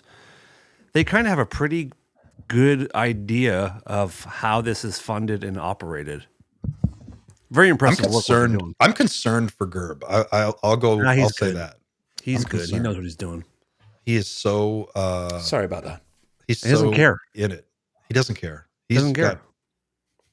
It's the jiu-jitsu man. Yeah, I guess he's a beefy boy. He's not scared of anybody. I would be. I would not be able to do what he does, man. By the way, I watched the movie again last night. I went to another screening, of course, and I saw something in the film I didn't remember from the first time when they were talking about crash retrievals. How they are given the authority on site to classify what they're doing in the moment, so you don't even have to answer a single question once you leave, whether you even were there or not, to anybody. Freeze. John Weygant, United States Marine Corps Lance Corporal John Weygant, in his video testimony to Dr. Stephen Greer. By the way, Stephen Greer, another guy who likes to walk around DC and be videotaped. The whole time I'm watching this, I'm like, Stephen Greer's been saying this shit forever. This is all... Stephen Greer actually comes out looking Xander great. Smiling. At the end of this, he comes out smelling like roses. But neither here nor there. I lost my train of thought. But sorry, Weygant with classifying things on the spot. Weygant, in that testimony, he says straight up, he was like, we were sent in to secure a crash site. His squad goes in. They're the first on the scene. They get to the crash site. They secure it. And then as soon as they're within minutes, he's like, these other guys came in and they had DOE on their jackets. Yeah. And it was the fucking Department of Energy, and it was special forces contractors and uniformed military. And then he says something else that was really interesting. He said, so the Department of Energy guys come on site. He said they had like 20 guys in hazmat suits. They secure the site. They arrest him. They take him someplace else. And where he goes, he says, there's all these other people there. Chinese, Russian, all different ethnic, all Japanese people, all these different scientists and technicians. They're all on this base with American military, and he's watching this, and he's like, "Why the fuck are the Russians here? Like, what are the Chinese doing?" There is something else going on. I wonder how this fits into it, but I have not. That's not the only place I've heard that. Right, I've heard that from other people too. That there's overlap between Makes these you wonder governments. if they all know that each other has crash retrievals, and in some ways they may even coordinate. As we've heard, Bob Lazar also said the Russians were at S4 for a long time. Yes. As did Burish, I believe. And then Burish alluded to being flown into S4 in a Hind, I believe, which is a Russian helicopter. Hind helicopter. But it may stop there. It may be, okay, you get that bit, we take this bit, we go our separate ways, we don't talk about the actual physical applications of the thing. But to some extent, doing it that way may at least avoid the firefights that would take place on the ground. Like, there's no need to kill each other at the crash sites. We'll kill each other with the technology further down the line. Well, Something what if? like that. Well, it could also be a timing thing, because like at the time these guys were experiencing these things, like Weygand was saying that this would have been mid 1990s. I think it was like 1995 or 96. Lazar was talking about probably late 80s, early 90s. It depends on when it happened, because if it happened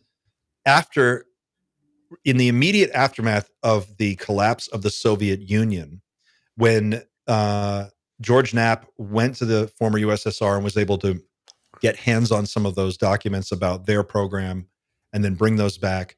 I imagine that months before, probably even 2-3 years before the Soviet Union collapsed, our intelligence services were actively recruiting probably as many people as would jump ship as fast as they could from the Russian side. And then as soon as the collapse happened, they probably went in and had their pick of the litter.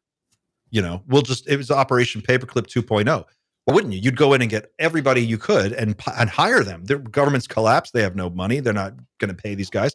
Bring them over, roll them into your research program at S4 or wherever, put them on the payroll. And maybe that's why you're here. When you hear people say, oh, there were all these Russians there. Well, maybe they were unemployed Russians that were working on this. And then they got laid off. That makes sense to me. It does make sense. Yep. Yeah. Or maybe it is, this. I'm going to call it the Majestic Group. I'm referring to what Lou said earlier when he said there is a group of 27 approximately unnamed individuals, and I won't get into code names. The only code name I know of is the Majestic. Maybe there is a group, and that group is supranational, and they are operating without regard for what's going on between the United States and Russia. This is part of what Matthew Brown has been trying to uncover, right? But he's not been able to be very specific because of the Dobson stuff and his family being in danger. Like that, that whole episode of them lining up all of their credentials inside of his house, that was pretty creepy. And I would say that this group you're talking about is the one that did that, for example. What do you mean? That this international group is the one that did stuff like what happened to Matthew, for example. Yeah. Well, if there's a group, it was alluded to that Lou was talking when he mentioned the 27. They were talking about the consequences for whistleblowers at the time, as well, and they were saying they kind of choose when a hit is made. They approve it, don't they? So and he says there have been Americans that have been killed. I mean, they're allowed to. He alluded to that there's ways that you're allowed to do that in the U.S. Yeah, that's fucking terrifying. I get it though. I mean, that makes sense. I get it. I get it. I do get it. But I think, oh man, it's like the Lockheed firefight story. Remember that one from a few Yeah. months back? Yep. You know, we've got American military, uniformed military, engaging on American soil, as far as we know, with other Americans, private corporate mercenaries, over a crashed craft. Blood was spilled, lives were lost, American lives were lost, and that story got covered up. How many Yeah. times has something that bad or worse happened? You know, I could see a way that. Go ahead, Pablo. Go ahead. The Koyama incident involved Mexican military that passed away as well. So you can tell that it's definitely something like an international effort, and the CIA was part of that. So they're like the ones calling the shots, according to this film, right? Is that the case that you were telling me about the other day? Yeah, in Mexico and Chihuahua. But it went. The craft went over Tampico, and then it went down in Chihuahua, and there were a bunch of military personnel from Mexico who were apparently dead after the CIA arrived on scene. Whoops. And they didn't know why they passed away, allegedly. It's like, really? Probably natural causes, I would think. Yeah. Remember that scene in Sicario where they go after the cartel guys and they just fucking chase them down in a helicopter and they just machine gun all these guys on the highway and then they're like, all right, let's go. And they get up Yep. and they're gone. And We're out that's of it. here. That's how it goes. Great movie, by the way. I imagine that's a lot. That's probably a lot of it, right? It's just guys, plainclothes guys going around in helicopters doing shit like that. Just fucking leaving a trail of carnage. I mean, that's what they do, right? But the CIA, it's interesting to me that if the Lockheed firefight story played out the way that we think it did, it seems to me that there would be a commander, someone in the American military or intelligence community at a high enough level that would go, well, we've got to find out who the fuck these guys are. Why are there private contractors out in the Southwest American desert killing uniformed military guys? You would think that would be the thing that would chase them, they would chase that down and take that organization apart and uncover the whole cover up. It makes you wonder, like behind the scenes, what kind of other craziness is going on that we don't know about between these factions, I'm willing to bet tons and tons of it. Yeah. And then think about like other countries that are over here clandestinely. And we've got people over there probably trying to do the same stuff. Definitely, without question, right? For sure. So what do you think the next move is for the film? Or do we watch and wait for the next thing? Do we all tweet? The move is for Congress? Trump to disclose. That's what they want. That's what they're trying to do right now. And he's going to. He's fucking going to. Yeah. I think he's going to. You laugh, Sander. You laugh, but I think he will do it before the I end would of the love year. it. I really think he's going to. Hold on one second. Clint's going to get Trump right now. He's going to do it on the air. Let's write his speech now. Fellow Florida guy. Yeah, I think he's gonna. You think for sure? You think that? You Not really for do? sure. that's the plan. That's the plan. When you see these guys talking about it, and last night at the Q&A, Dan Farah and Jay Stratton were sitting side by side, and there was Trump was brought up a couple times, and I wish I tried to videotape it, but they told me not to videotape it because I wanted to get the whole thing. But they look at each other the way that Dan and Jay look at each other. The couple times It's that like Trump the way you and brought Pavel up, look at each other. yes, just lovingly, one a little bit more into it than the other. You know what I'm saying?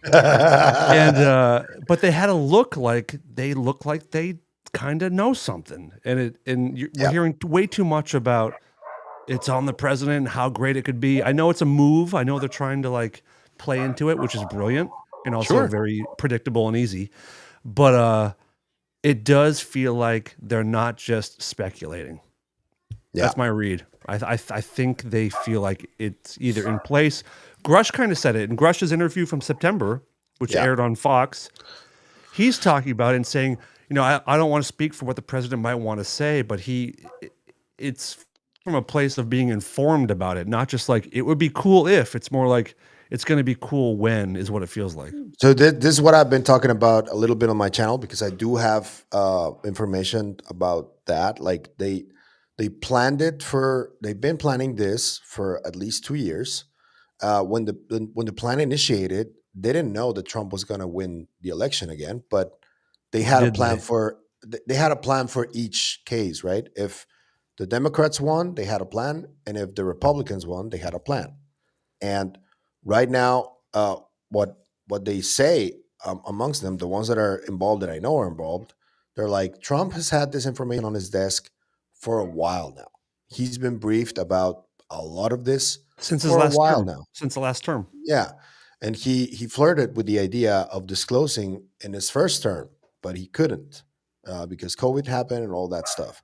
But now that he's back and they have a very specific plan, and now I can confidently tell you, Grush might be involved, Jay Stratton might be involved, Dan Farah might be involved, even other people from the movement that were not involved in the movie are involved. I'm confident to tell you that. Well, if Donald Trump, by the way, everyone in our chat, I just put up a poll. If you guys are interested, you could go vote in this poll. We're asking will President Trump disclose the UFO reality before his term ends? And you can vote what you think there, and we'll check back in a few minutes. Very curious. And everybody in the chat, if you're watching at home, we have almost 700 people watching. This is the biggest live stream we've done so far. Please, if you could, hit the like button, and it'll boost the stream even more. Let's see if we can get to 1,000. It would be awesome. And thank you everybody for all the great comments and questions that are coming in. I think if disclosure was ever going to happen, the climate is about as favorable to disclosure right now as it will ever be. You have a president who is literally trying to dodge a pedophile like rap. I don't know how else you could back someone into a corner with a worst possible outcome. The only thing he could do is ninja smoke bomb his way out of here. And the only ninja smoke bomb that is big enough is disclosure. I think you nailed it. And the bummer part, there's a couple bummer parts, is like it's disclosure from him is not coming from the place we want it to come from. It's coming from a place of desperation and distraction.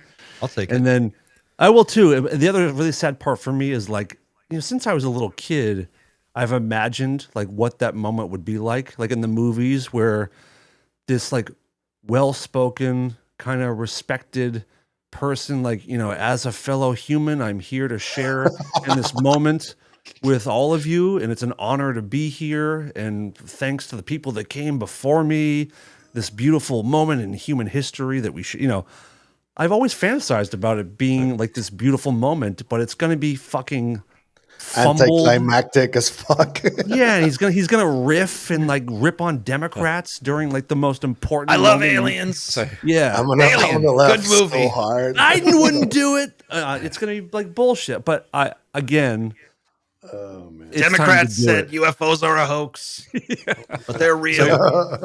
I think the script will likely be really well written, and if he sticks to it, he's a good enough speaker. He can't fucking read, dude. Well, that's the thing. He needs to stick to it. But I think he's a not to choose a political side. He does hold a certain level of charisma, whether you like that charisma or not. He can speak well. He has that ability.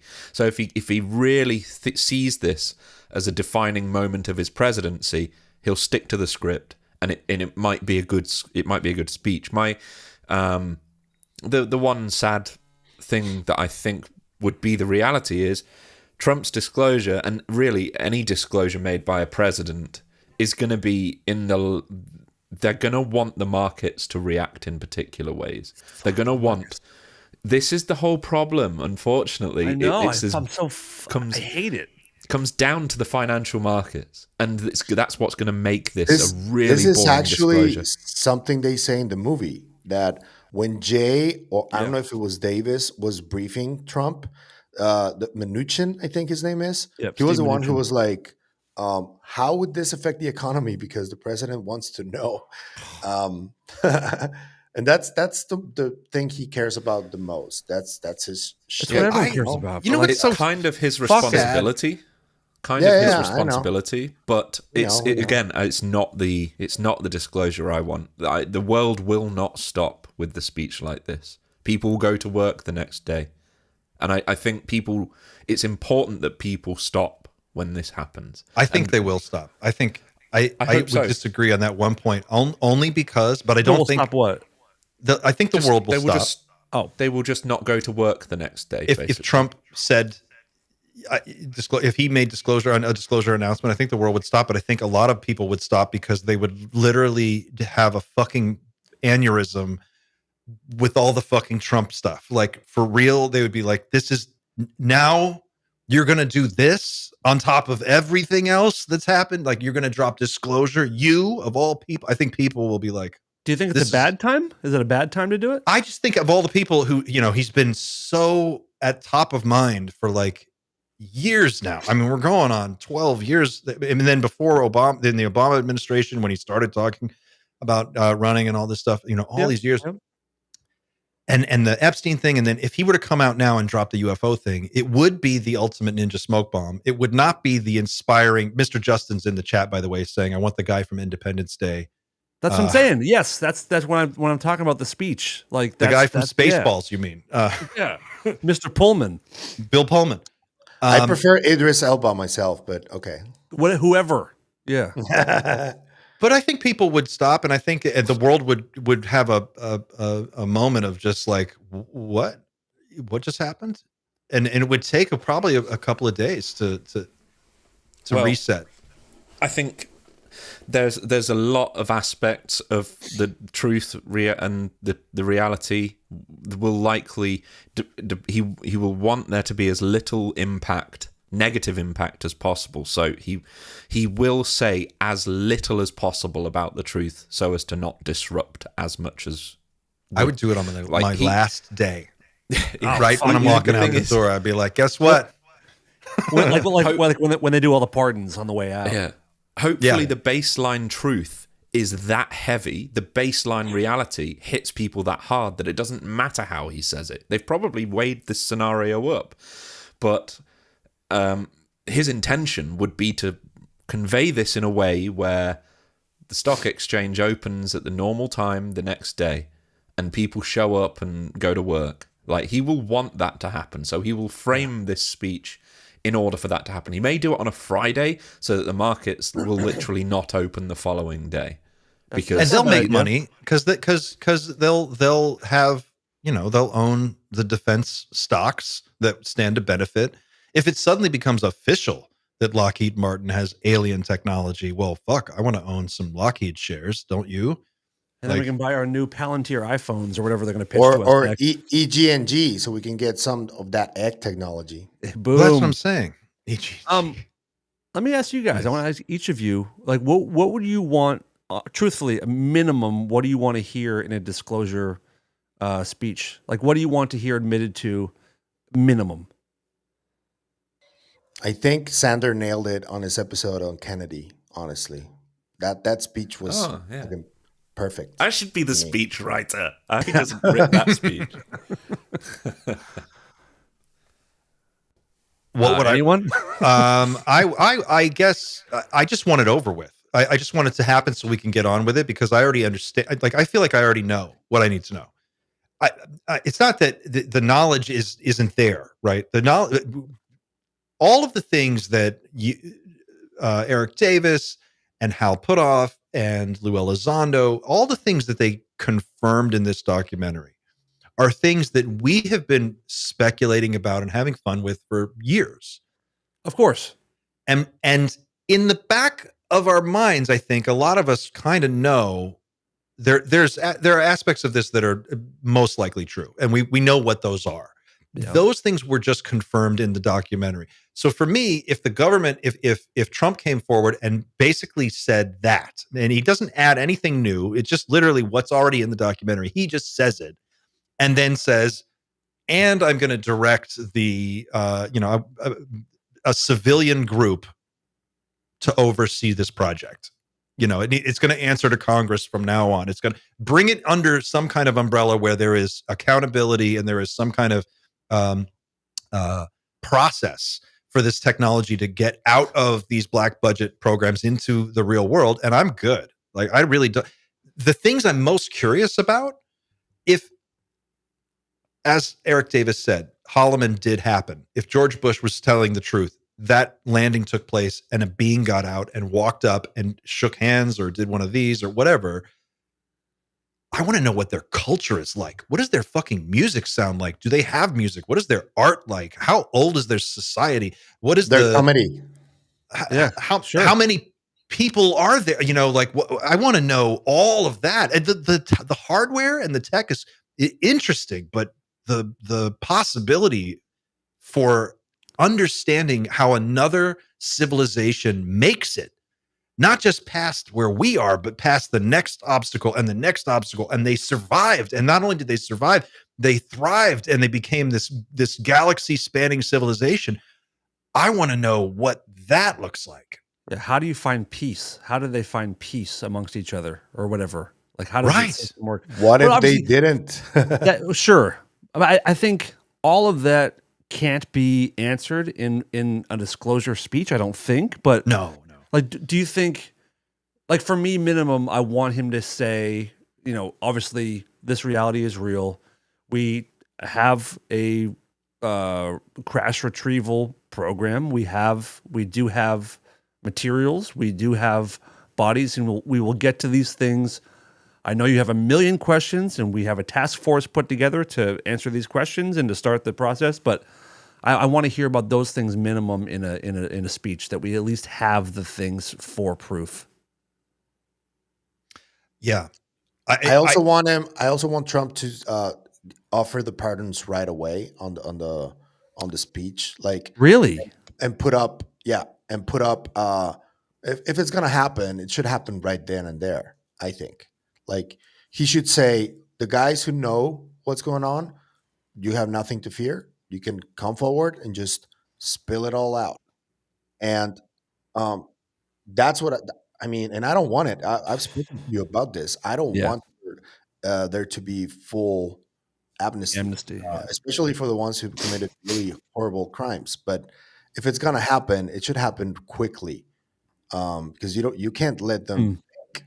Like, the people who are against this, they're gonna try and do anything, even if Trump already does the speech and everything.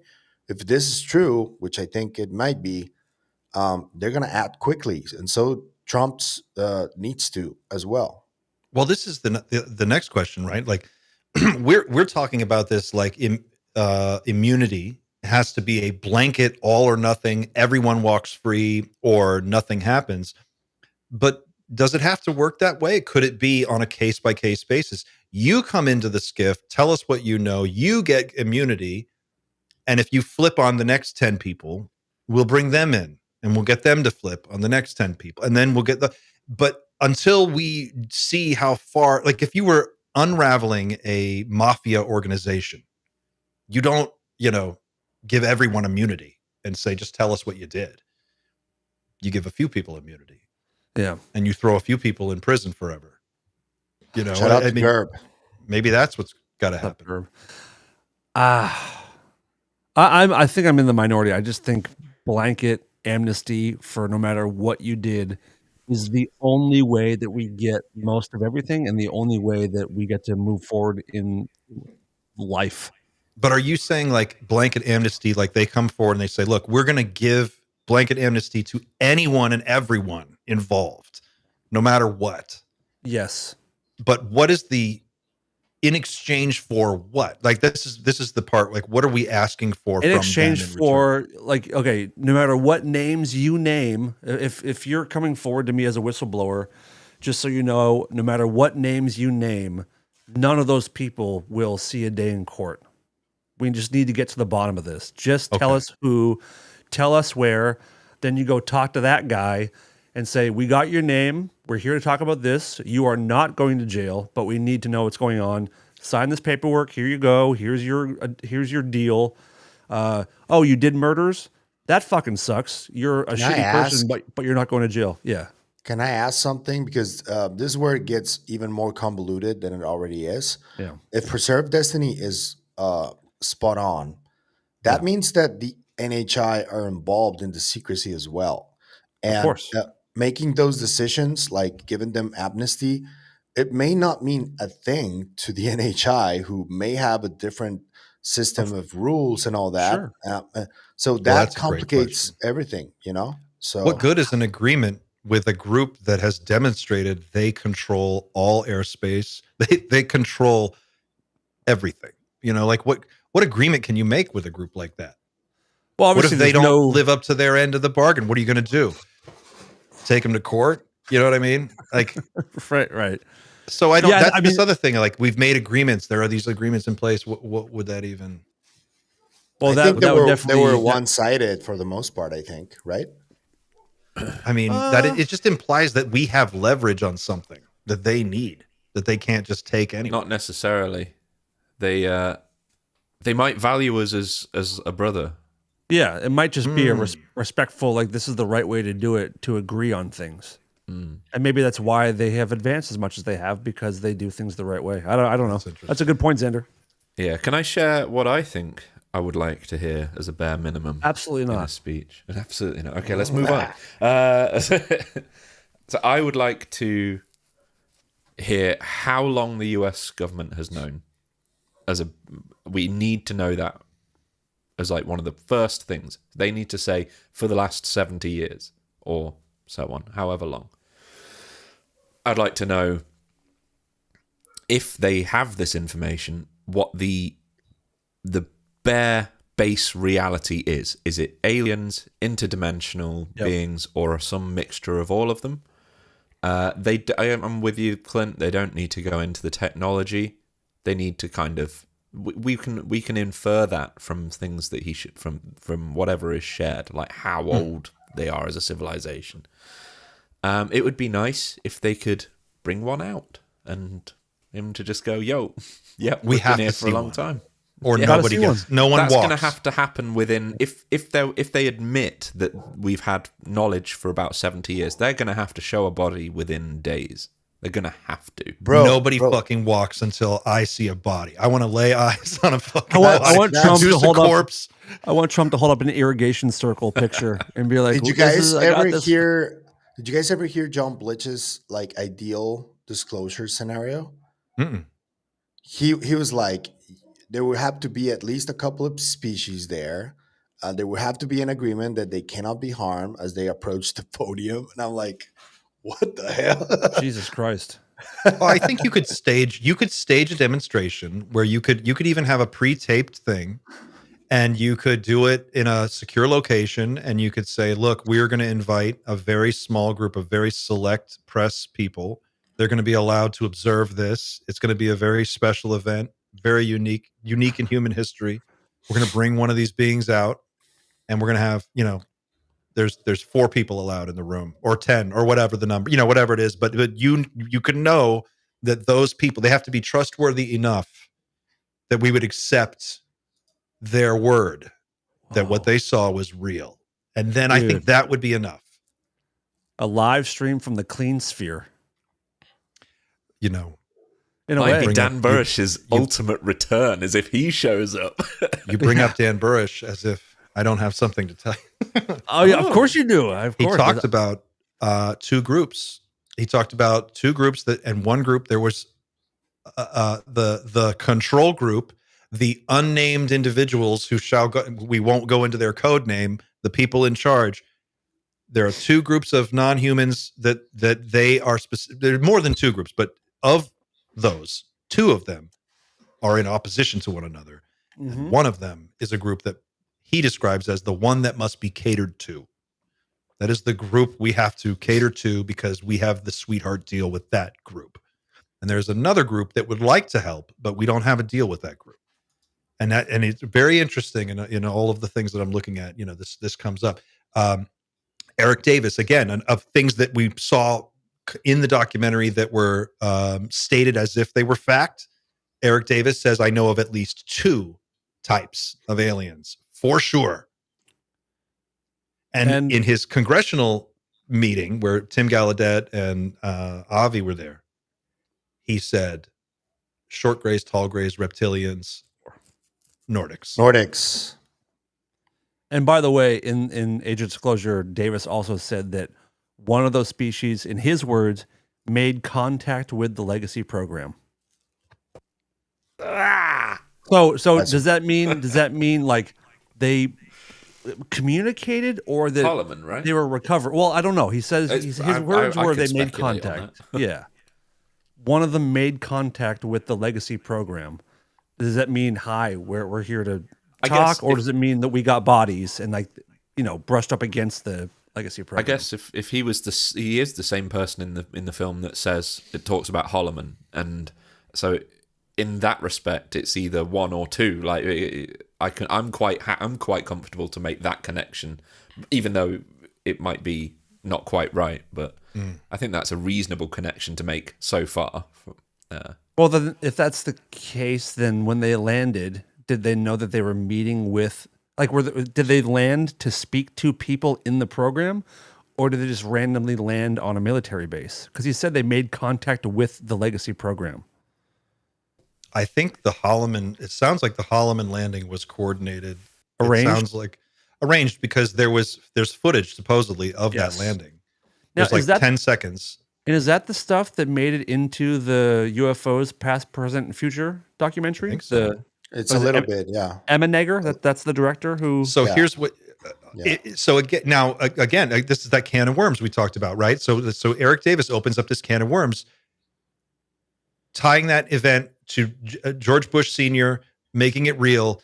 There are sketches of what those beings look like. Yes, they look like what the Egyptians, a Sumerian god would look like. That's what they look. They have a staff. They walk. They have a headpiece. They have a very specific like Stargate, nose, like fucking Stargate.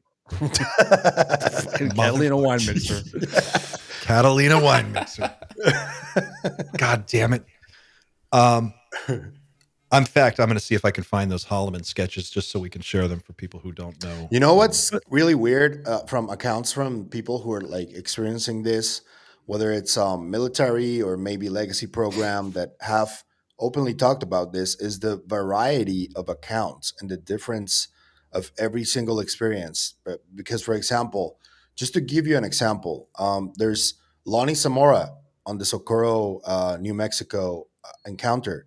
The thing that he encountered seems more human and more like robot-like. Like it had a helmet and it was more, the morphology was more human, more humanoid-like. Then you got Jake Barber, who didn't see anything corporeal or physical, but it did feel something really strong, according to his account. Then you have the Jason Sands account, which involves an alleged blue being. So that makes it a lot more confusing. But this being seems bluish in skin, doesn't it? Put it back on the screen for a minute. Yeah, sure. I never realized that this thing looks just like Marilyn Manson. My old pal. Wow. Imagine. But I mean, the way they describe this, and this picture looks ridiculous, but this is like what the description basically said. They look like they have a very specific nose shape. It's large. It's pronounced. They had some kind of a snake emblem on their headdress. The way the description that I've seen, they have a staff that is like some kind of a translator. That was described as a translator. The staff would, they could talk and it would translate, or some kind of a device. A lot of times they had a glow coming off of them. A lot of gold. Maybe that's the embellishment of this artist, but I don't know. Can of worms, man. Really interesting. Really, if that happens and these pictures are real, these descriptions are close, I guess. I'm slightly worried that once an announcement is made, we're still going to be here saying that it's a big cover-up. like whatever is actually said, we'll just disagree with, because they'll be like, oh, they just got here. They're great guys. I spoke to them. Yeah, and we'll just be like, it's not that's true. another thing. Like, That's we'll another be thing. shouting from the heavens, and everyone will be like, "You're so wrong." Here's the We'll thing just- too, like we only get to do this one time in human history. Like, it can only be disclosed one time ever. And if there's lies in the announcement, it'll be such a fucking bummer. It has to be, if you're going to do it, too. even like, don't say much, but at least have it all be true. Like, don't lie, don't bullshit anybody. If you're going to start it, we can't start this new reality with lies. We have to start it sincerely, or why do it? Yeah. that does genuinely worry me. Yeah, like, And it's that's what I'm not, saying. and Like, not necessarily has to be the motivation of Trump himself. This could No. just be the motivation to get the most out of the situation as possible for all of them. Yeah, if you feel motivated to lie, then just say less. Just give us the bare minimum as long as it's true, but don't bullshit anybody. Like, nothing. I don't want to hear any bullshit in it. Got to have a clean slate. And Yes. if Trump were really, really clever and smart, he could deliver a speech that basically says the United States is going to lead the world in this technology. We, blah, blah, blah, rah, rah, USA. We're going to be the best at it. We're going to, start it today. I'm authorizing a new $1 billion initiative to understand this. We're going to start a new department that's just for this, whatever. Yep. But you could pump it up like, this is for world peace, but only if we make sure we're in charge. You could find a way to thread that needle so that it You could doesn't say- shock people. You You can, can say, yeah, but we're will gonna they? we're gonna start a new department for this. Luckily, they've already been operating for 70 years, so they know what they're doing at this point. What they're doing. Yeah. Figured we'll just let these guys keep running with it. Nice We've a guys, new- great guys. You guys mentioned in our group chat that you thought Rubio came out smelling like roses at the end of this thing. Do you think if Trump misses this opportunity, they're putting Rubio, teeing him up? Or If Vance. he's the next Republican nominee and he were to win at some point, it's a kind of a understood that Rubio's going to run for president again. Either he or Vance. Going to be one of those two. I don't think Vance has the charisma to win. Rubio I think Rubio has does. Rubio has the demeanor of a president, and he has the Yeah. He speaks well. I disagree with him on some stuff, but he's poised to make a run for sure. And yeah, I wouldn't even care if he's the one that made this kind of announcement. Obviously, Trump would never let anyone else do it, but I could handle the news from Rubio. Well, if Trump Yeah. doesn't do it and Rubio gets elected or wins the Republican nomination and becomes the Republican nominee for president and then runs in the general election, if that were to happen, he's now on record in this documentary saying all this shit. He can't go back on it. They're going to ask him on the debate stage. It's going to come up, and it can't be a laugh line anymore. It won't That be. yeah, that It won't remi- be. Watching that film when they showed the Chris Christie moment, I remember watching that that live and being so disappointed in the reaction of people and like how the interviewer laughs and I got the UFO question, the whole crowd laughs. It was such a bummer to see that played out that way because it could have been a really cool moment. But I think these questions are going to be unavoidable on the next campaign trail at this point.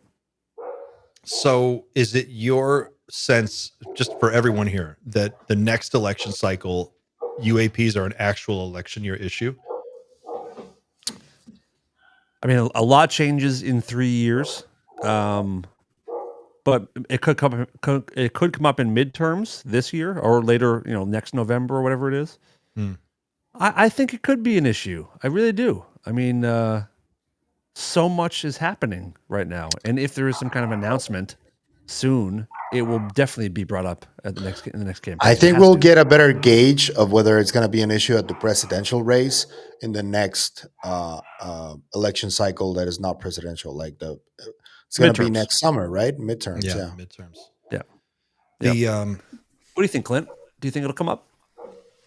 I think if Rubio's on the stage, it has to come up. I don't think Rubio gets away from this ever now. Like he owns this.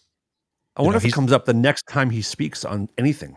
Rubio is the guy that when I don't agree with Marco Rubio on his politics, and but as a politician, he strikes me as the type of boring guy in a suit that I would like to see back in politics. I want to see more Yes. boring guys in suits that aren't yelling at everybody. Happy to see Yep. that. And he strikes me as the kind of guy who I would trust to make sound decisions about this. If he were in charge of that information, I would feel comfortable. If you told me Marco Rubio is one of the guys who knows the whole score and he has to make policy on this, I'd go, okay, I'm okay with that. I mean, I don't know what else my other options are, but Rubio, of all the people I can think of, he's all right. Yep. Yeah, I agree with you completely. And he sounds more responsible than most other politicians when he's talking. Like he already sounds a little bit presidential, if you ask me. Well, and he sounds sane. He's a sane person. And he sounds like he's scared out of his mind as well when he's talking about this. You can tell in his face, it's like, this shit is serious. He's telling you between the lines. Well, his whole thing is national security. And I know people want to downplay the threat narrative, but the bottom line is like, there is some stuff to be concerned about one way or another. I'm not saying there's anything bad, but you do have to kind of be prepared for a negative aspect to it. Yeah. Well, this is the thing that I struggle with too, right? Because on the one hand, I don't mind that the military is hyper focused on, and the military industrial complex are hyper focused on defensive applications of this technology and offensive. I want our warriors to have the tools to do what it takes to defend planet Earth, should it come to that. And I don't think it's silly to assume that that's a possibility, right? Like it could come down to a conflict. So let's at least understand as much as we can. And we have to start that process somewhere. So, okay, we're in it now. That's fine. But we have to get past the denial stage of this is a thing in our public discourse. So the disclosure really is about just letting that stigma go. And I think that the most destructive, or one of the most destructive behaviors that we have as a society, is this clinging to the fucking economy like it is the only thing that fucking matters. It's like we have got to protect the goddamn economy at all costs. It is the only thing that matters. If it ruins the economy, then God help us all. What are we going to do? And I just think this is a bigger deal than that. And I think it's worth it to throw caution to the wind and say, fuck it. Let's soft reboot the system and let's just see what happens. Yes. The economy's not that great right now for most people. So what do we have to lose?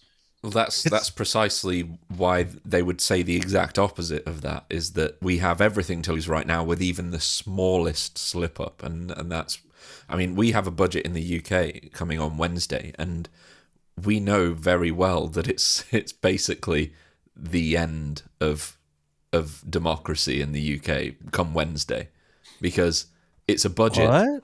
It's an entire budget really bad. catered towards really bad. the economy rather than the people. Basically, like that, all these budgets we borrow from. Oh, hold on, sorry, my daughter's saying goodnight. You're getting. I'll be back, but don't worry about that thought. Hold on, sorry, I need to. Yeah. Oh, that's cute. I'm not having her on camera, but anyway, yeah. Cool. Talk amongst yourselves. All right. Go ahead, Dan. I was. Well, do you have anything to say on this? On what? On specifically.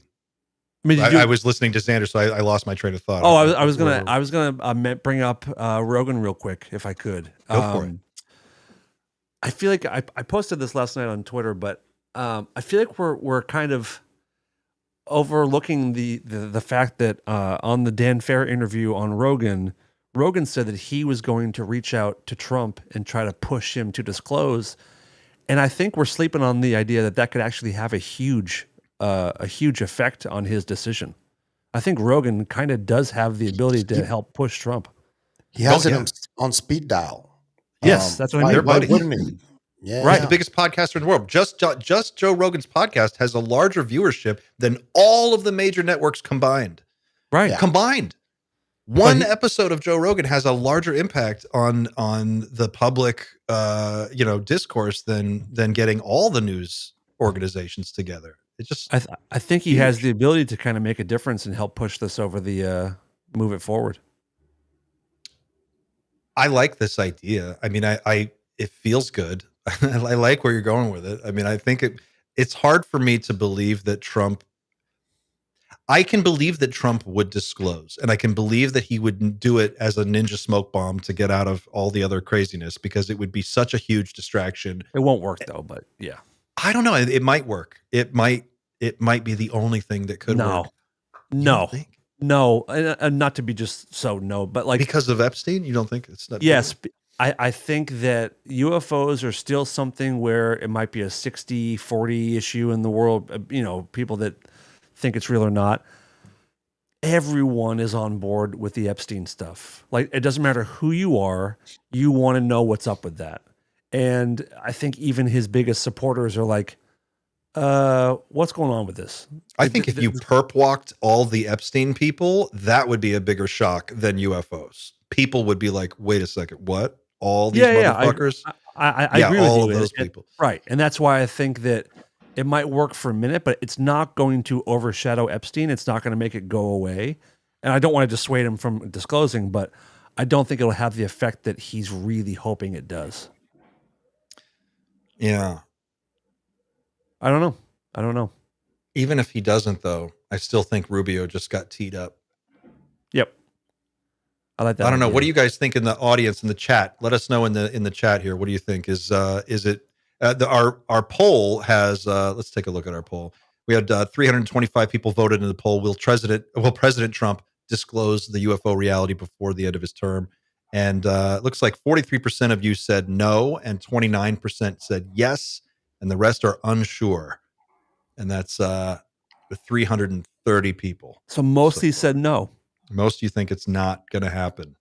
Okay. I think that's a reasonable. Most people don't want to get hurt again at the end of the day. Am I as crazy? well. Am I nuts to think it's going to happen like really soon? I think it's fine. really I think it's coming. fine to say it's gonna. I think it's fine to believe it as much as you like. I think it's.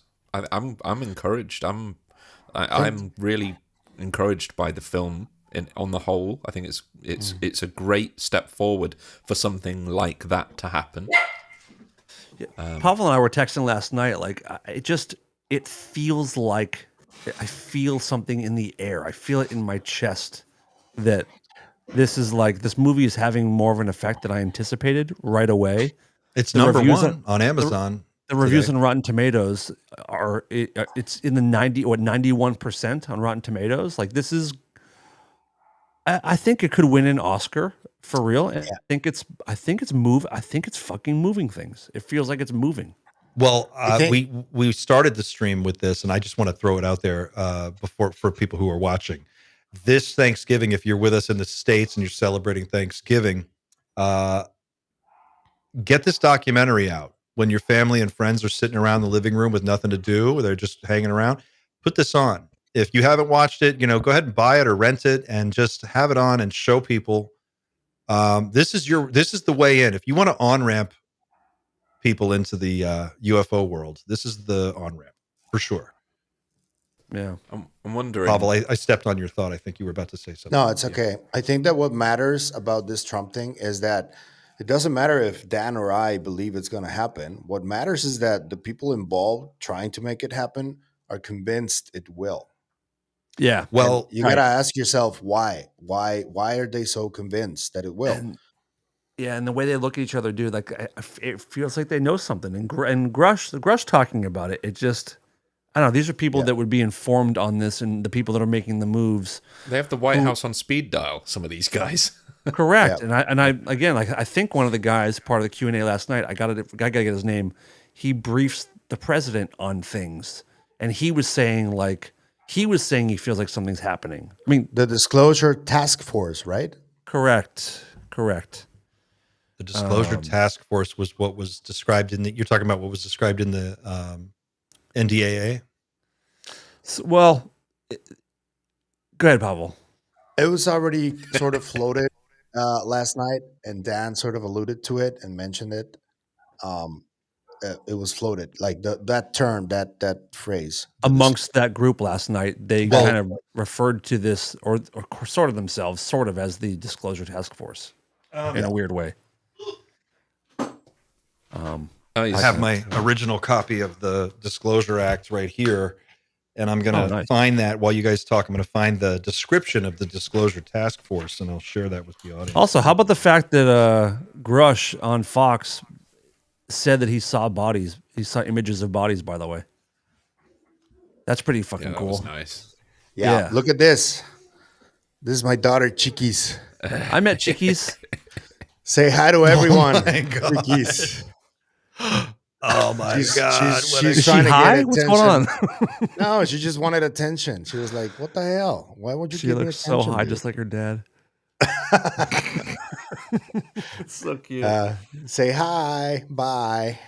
Did your wife have a good trip, by the way, Pavel? She was lovely. Yeah, she had a blast. Yeah, she was really happy to see like all the reaction from people, and because we just got married, and it's like she gets really defensive when people are nasty to me in the comments and stuff like that. So having the other side of it firsthand, it was good for her. She was Nice. really happy. Having I'm great wondering- feedback from our conversation, by the way. Had Pavel on my podcast, Others from Another Mother, and we had a really, really good talk. It was nice to have you in my home and chatting, and people seem to have really dug the chat. So please go check that out, Yeah. folks. I loved that chat. That was really good. And then we chatted for 2 extra hours. You were at my About house until stuff- 4 in the about- morning. About stuff we can't talk about here at I the mean, moment. some of it we could, sure. I mean, it's not a big Some deal. of it. Yeah. So I found this, guys. So this is the original draft of the Unidentified Anomalous Phenomenon Disclosure Act. This is the first draft that circulated through. It didn't pass, but I'm going to read from the section 7 on page 30, establishment of and powers of the Unidentified Anomalous Phenomena Records Review Board. I won't read the whole thing because it's a lot, but it says there would be, if this were passed, there would be established as an independent agency, a board to be known as, quote, Unidentified Anomalous Phenomena Records Review Board. The president, by and with the advice and consent of the Senate, shall appoint, without regard to political affiliation, 9 citizens of the United States to serve as members of the review board to ensure and facilitate the review, transmission to the archivist, and public disclosure of government records relating to unidentified anomalous phenomenon. And it says in here that they would have 90 days after the date of the enactment of this act to provide their first recommendation for disclosure, and that they would have to have it all wound down by 2030. These dates are, of course, change if they passed it later, but Yeah, when you were talking earlier, it reminded me of this review board. Exactly what you were asking for earlier is this. Review board would be from recommendations made by the following people. The recommendations for who would be on this board would come from majority leader in the Senate, minority leader in the Senate, Speaker of the House, minority leader of the House, Secretary of Defense, National Academy of Sciences, the UAP Disclosure Foundation, the American Historical Association, and such other persons and organizations as the president considers appropriate. So Does basically, it say- some representative from every walk of life, sort of, right? They shall be impartial citizens, none of whom shall have had any previous or current involvement with any legacy program or controlling authority related to the collection, exploitation, or reverse that. engineering of technologies of unknown origin, or the examination of biological evidence of living or deceased non-human intelligence. Clint, does it say the UAP Disclosure Foundation specifically? Yeah. Yeah, because that's right a new name, right? Page 31. Yeah, that's strange. Isn't that from 2023? The UAP Disclosure Foundation. It's number 7. But isn't that document you have from 2023? That This name is from- didn't even exist there. This was from fiscal year 2024. Okay, it still didn't exist. That So name. Disclosure Act of 2023. Yeah. But That's strange. It is. this 'Cause is, the UAP this is the straight up printout right off of Yeah, but Congress's website. The UAP Disclosure Fund is now called the UAP Disclosure Foundation. Isn't that Yeah. weird? Isn't that It weird? is. It's almost like they Isn't that coordinated weird? it. Isn't that weird? Isn't that weird? That's really weird. It's almost like they were Spooky. working behind the scenes to make this What happen. the hell? Well, Carl Nell, right? So here's another interesting question about the documentary. Carl Nell. In the middle of the movie, they're describing the power dynamic that oversees all this, and they're talking about how it's the CIA, private contractors, and Department of Energy, right? And those three are sort of the main power players.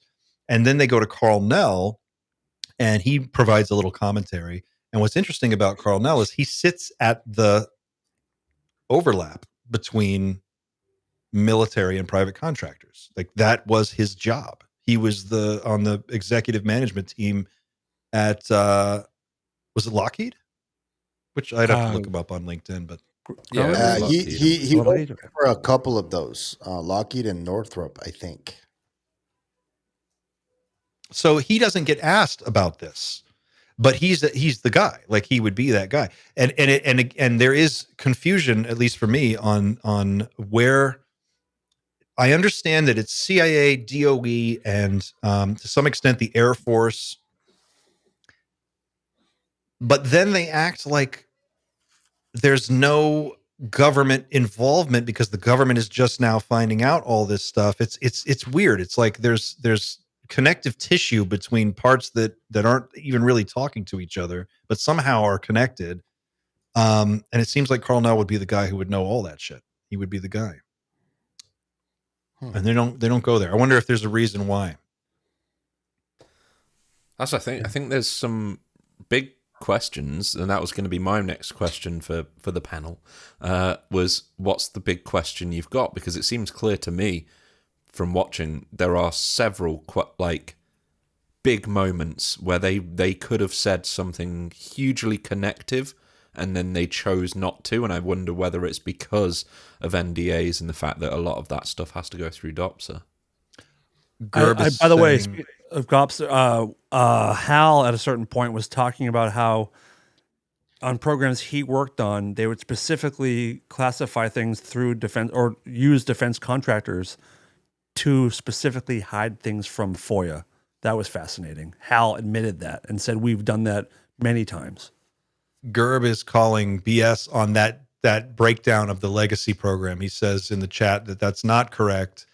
That layout is not correct, the way it was explained.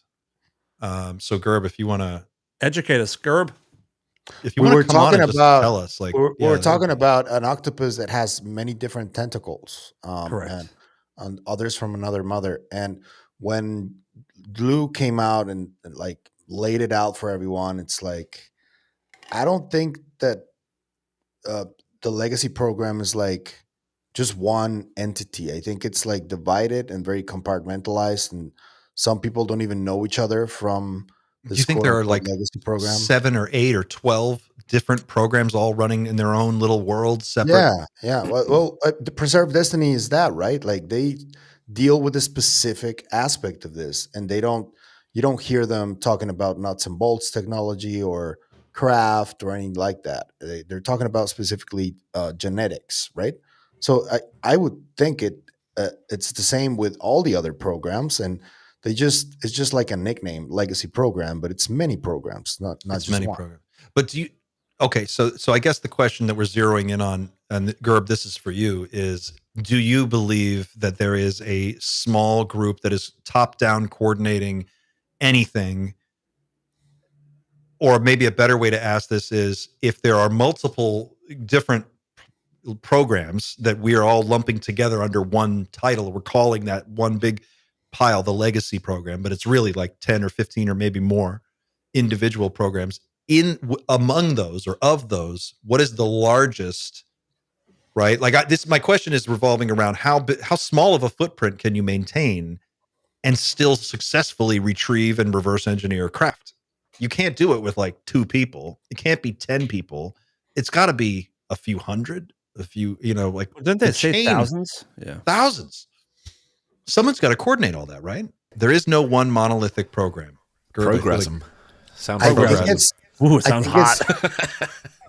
I think it's automatically coordinated. Like I was just in an Airbnb where there are no humans at all. It's just like working automatically. And I Oh, think I that stayed at one of those. It was awful. they set up the mechanism long ago to remain that way. And it doesn't matter, it's a revolving door kind of thing. And it doesn't matter who's in there at a specific moment. It's always working. It's always functioning because it's already put in place to be automated, I think. But how can you accomplish right? So like for a company like SpaceX to do what they do requires thousands and thousands of engineers and computer programmers and metal benders and all these different people. Uh,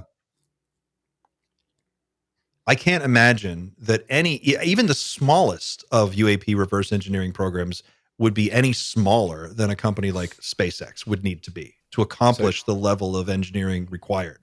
I think the fact is they haven't accomplished the level of engineering required. SpaceX is quite productive, where it seems like they've had control of this tech for 70 years, and they haven't. I see no reason to believe they've cracked it fully, and they've had it for According, 70 if Dan years. Fair is right, they're out there flying around the solar system today. If we're in the stars, we got it figured out. Yeah. I don't know. I don't know how deep the technology goes. I don't think they have it like exactly replicated as is because there are no materials that are like that. You know, there's no MacGuffin material, but they did try to mimic it as much as possible with their own materials, and that's what some of the things we see in the sky are. I think, but I don't know I if would it's just, I fast would want enough to know. to travel the stars. I don't know. I wonder if it's as like, if you get the hardware right and you have the power source sort of dialed in a little bit and you can at least like get around. I guess one of the real technical questions I think would be fascinating to know is how would you navigate from here to another galaxy or another part of this galaxy? How does that system work? You're in the craft. It's up and running. It's humming. Everything's on. You're in orbit around Earth. You've got your whatever your ARV, and now you want to go from here to like I don't know the next star system over. What kind Portal. of navigation system do you use? Hey Siri, Portal. take me to Andromeda. Whatever. You know Which what I mean? portal- Compliance. Which portal would you prefer to go through? Wasn't serious. she listened to you. She listened to me. Yeah, I got directions. The biggest question I have from the documentary itself, I've already sort of mentioned it once tonight, but I'm of the opinion now there's two possibilities. Either Bob Lazar was lying and element 115 is fake, or for some reason they're not allowed to talk about it, because I refuse to believe Hal Puthoff has been read in on certain aspects, including zero-point energy and potentially quantum entanglement forms of power, but not informed of a particular element that may be another power source. I don't think those two realities are true. You had mentioned earlier that obviously 115 is a rare resource that we don't have here.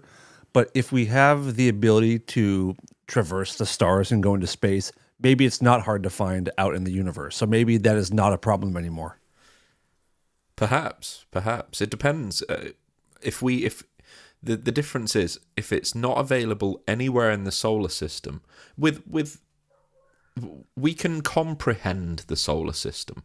It's big, it's really big, but we can comprehend it to the point where we've sent our own probes further than the furthest known planet in the solar system. We've done that in our lifetime, but it's a huge far cry. And as far as we're aware, there is no element 115 in the galaxy. Even if we could go 10, 20 times faster than that probe is going right now, we still would be nowhere near the closest star. And what if element 115 isn't at the closest star? What if it's 4 stars away? It could be literally tens of thousands of years away, even at half of the speed of light, which would be faster than any UAP we've ever observed. Well, if we have agreements with something, what if one of those agreements is that they bring that to us? Maybe that's part of donations. Maybe. I mean, also let's remember too, Ben Rich from Lockheed in the 80s or 90s literally said back then, we have the technology to bring ET home. And I've been told by more than one person that he meant it then. Yeah. So that's something. That's those when these guys speak in riddles. It's like if you can decipher the riddle, they've told you what you need to know. But yeah, And maybe the funny part is maybe it's not a riddle. Maybe it's just like, hey, guess what? Right. It's no riddle. Yeah. It's not a fucking riddle. We're just like, what does he mean by that? What does he mean? Just fucking take words for what they are sometimes. So the elephant in the room here, I feel like we haven't even talked about yet, and I want to hear what Xander's take is. I mean, it hasn't really come up, but Stephen Greer comes out smelling like roses at the end of this thing. Xander, what's your take? I'm not sure he does he? Everything in this has been said by Stephen for 25 years. I didn't see a single claim that Stephen Greer hasn't been out there saying. It's actually to everything. Secret space program, check. Aliens, check. Holloman Air Force Base, check. Military industrial complex, check. I can not be someone's fan on a personal level. Like I'm actually not a massive fan of the way Greer appears to act. I don't know the person, so I'm not going to say I dislike him on a personal level, but his outward appearance is a little bit. I didn't like him on Jesse Michaels' interview, for example, and I don't like how he's so unwilling to engage with basically anybody else in the topic. It's all got to be his way or the highway. Yeah, and arguably we've heard he's got some, let's call them old school methods for looking after whistleblowers, which just do not work, and to the point where he can get whistleblowers into trouble. I've heard, he's not good enough at security. Basically, he's not trusted by them. Yeah, and having said that, yes, I agree. Like so far, according to the documentary, he was pretty much bang on about everything, and I've kind of said that the whole time. Is that he's my daddy, you know. He's the daddy. In the chat, Jorge 54321 says, "Listen to the mental gymnastics here." What are the men? I'm not sure I understand what you're saying. What do you mean mental gymnastics? Because we're trying to figure out how this overlaps with what Greer said, or can you be more specific at that comment? I'm curious. Greer says abductions are all U.S. government operations. That's bull. I agree. I don't think Greer has it all right. No, I don't think he's right about everything. I think he's right about many things. I think he's got a lot of it right. And I think he's gotten a lot wrong. I think he's also kind of an abrasive jerk in person. That's at least what we've been, everybody I've talked to that's met him has pretty much said that's the way he is. But that doesn't make him a bad person either. It might make him a great person for this kind of work. Maybe you need somebody who's just ballsy and doesn't give a fuck and can walk into a room and just be like, I'm going to tell you whatever, and you guys are just going to deal with it. I don't know. But I do know that a lot of the stuff that was in this documentary overlaps and nicely maps on to things that Stephen Greer has been saying for 20, 25 years, which is even more encouraging. I'll tell you this, guys. I was burnt out 2 weeks ago. I was like, man, I don't know. Like, how many times can you go back and have the same conversation about UFOs? And I was starting to feel a little tired about the whole thing because it just seems like it's always going in circles. But after watching this, it like reinvigorated everything for me. I feel like a fresh start because it's solidified a lot of those fuzzy areas for me. I feel like I've got the clarity on stuff that I've been wondering about for long enough that I can proceed forward as if that's real now. Yep. I don't know if that makes sense, but I'm with you. I think the doc hit in a pretty powerful and profound way. And kind of, I think it got me fired up too. Like I feel a little burst of UFO energy. UFO energy. Yeah. I'm looking at the chat here to see what people have to say. Greer gets things. DNIT says Greer gets things right because he throws everything and sees what sticks. That's not a bad point. There's something to that. Yeah.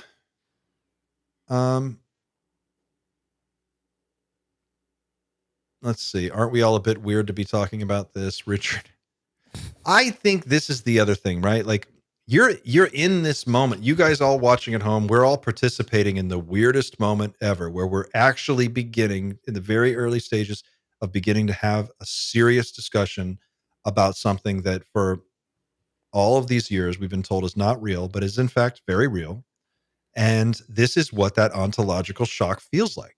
This is what it's like to live in it and go through it. It's us being confused and disoriented and trying to make sense of it.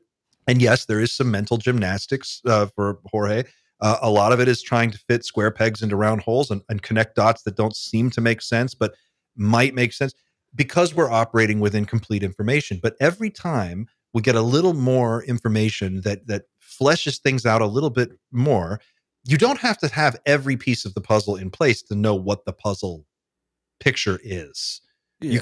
You can start to figure it out. I think we're getting to that point where it feels like we have enough that we can start to get an idea of what the picture is. And it seems like that is the picture is unsettling, whatever the reality about it is. I'm starting to feel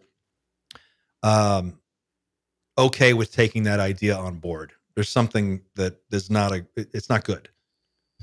It's not a good thing. It's not a bad thing yet, but it could be. But the story is pretty cohesive. It's not that hard to follow. Right. It's big, it's sprawling, it's a lot, and there's a lot of different players. Brian Park in our chat says, Brian Park TR3B says, shame we are in the minority at the moment, Clint, for now. I don't think we are. This is the other thing. I think everyone is pretty much on board. Most people are pretty much on board with this. Even if they say, I don't know about UFOs, everybody you talk to has a weird story, has had a weird experience. I mean, everybody. I think most people are okay with disclosure. I don't think it's going to be the shock that they are making it out. I think that is kind of a false narrative. Completely, yes. Nothing will collapse. Society will not stop. There's not going to be mass suicides. I don't see that at all. There's this great speech that Carl Sagan gave where he talked about, this was in the 1990s, and he talked about after the collapse of the Soviet Union. And he talked about the cost of the Cold War. And in that speech, he said, what did our leaders calculate as the probability of a nuclear holocaust?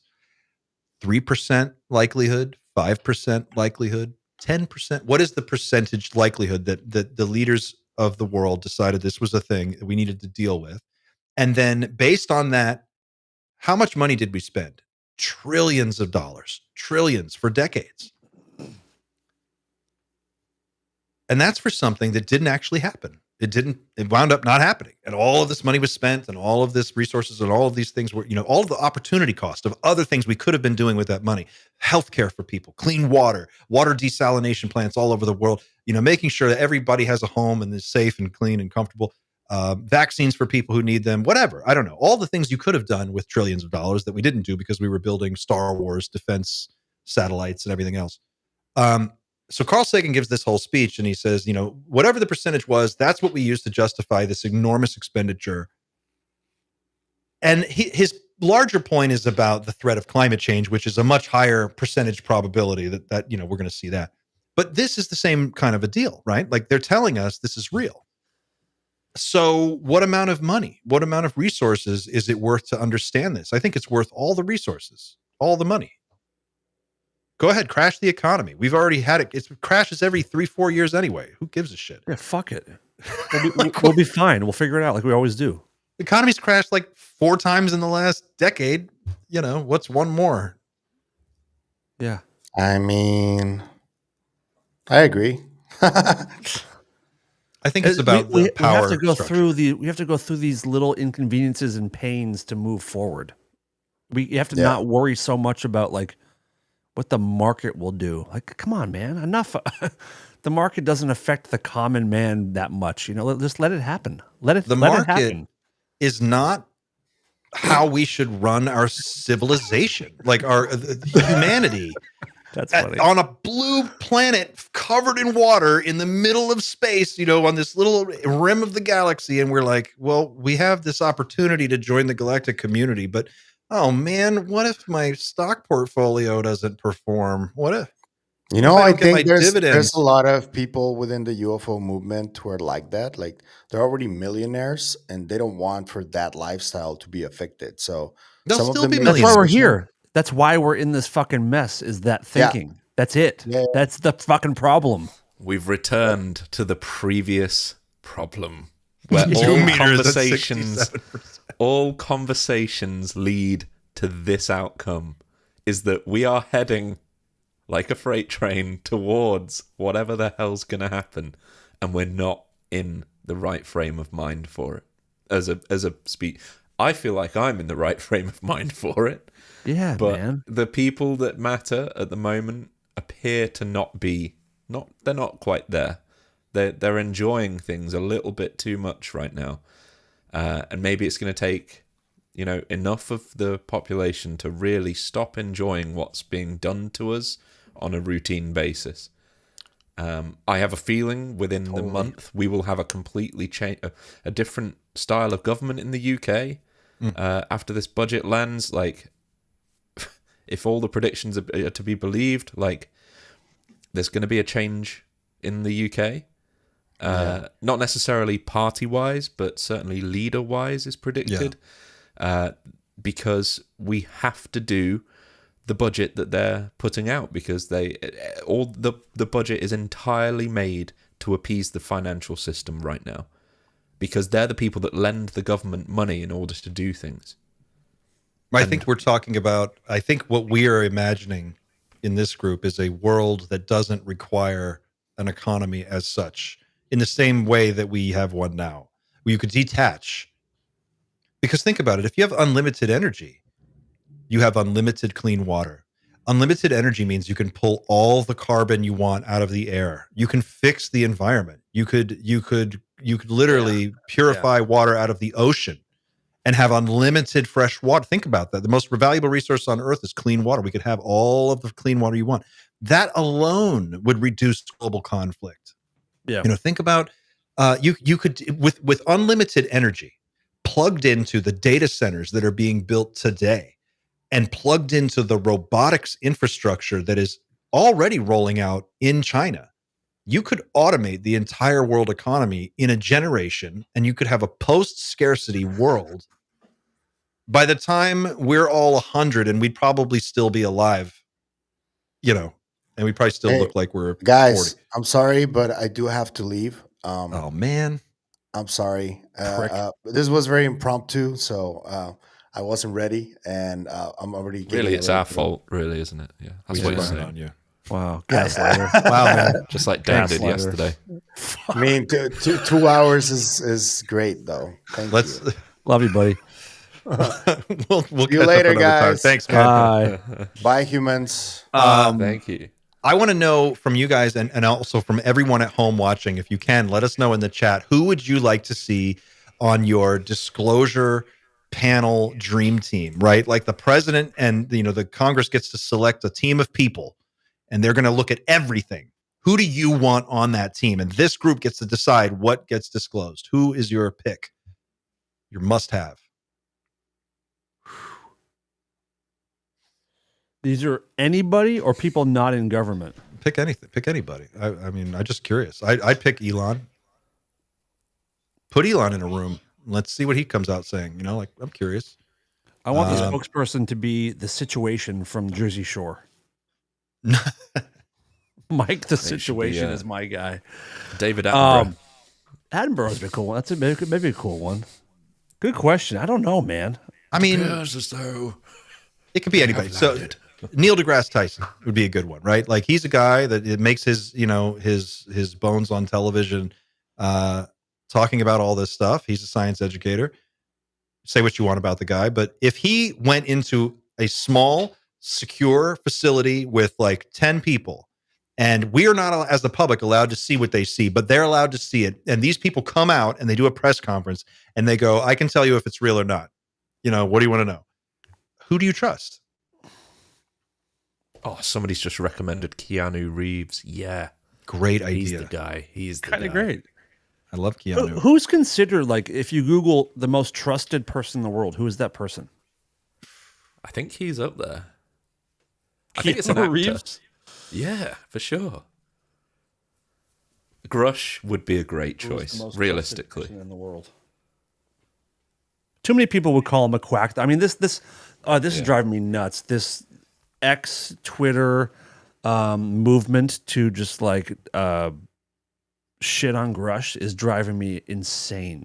It's Well, that's so a lot of dumb. bots. You know, Of that's course, targeted. of course. So weird.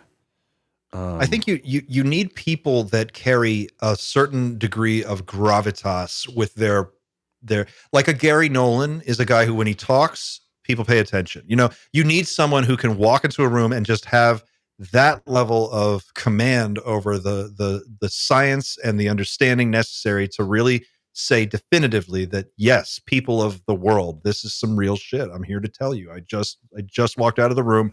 One of them is in there. I just met one of the visitors. This is what they look like.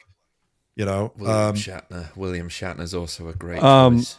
Tom Shatner. Hanks and David Attenborough are the most trusted people in the world, and Keanu Reeves is actually on the list, which is awesome.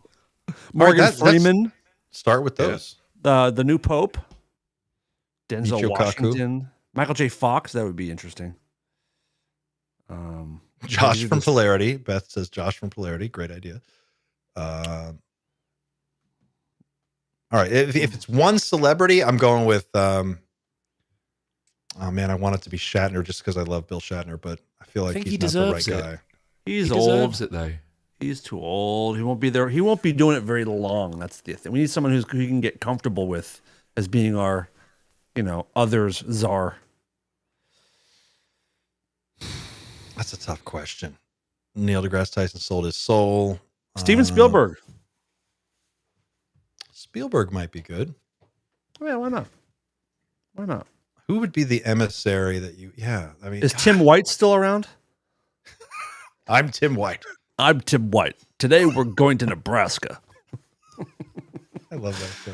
Sightings, man. Still the best.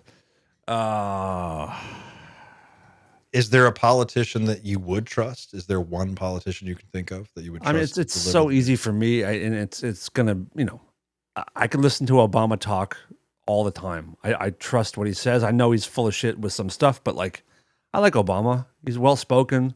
He's calming. He's a very calming presence. His kids are happy when they're around him.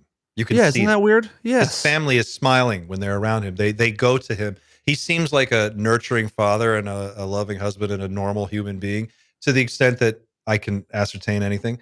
But I think he carries enough gravitas and charisma. But I think people have been poisoned against liking Obama for so long. I don't know if it would work. If we're getting rid of, if we're able to eliminate all that, I'd be comfortable with him being a guy that does that. I'll take Rubio. I mean, I don't care. It's just someone who's knowledgeable and someone who you kind of don't think is just lying directly to your face. I would take Rubio. Sure. Keanu, I would want there just for emotional support. I feel like Keanu's the guy who would give out hugs to anybody who needs them.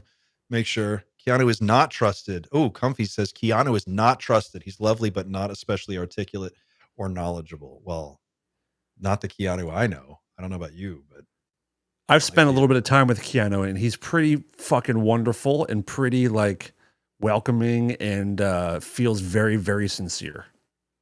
When did you meet Keanu? When I was working for Marilyn Manson as his assistant, there was a couple times where I was in the studio with him and Keanu, and yeah, he was lovely. Cool. Lovely. That's cool. I wish Jane Goodall was still around. She'd be a nice person for this.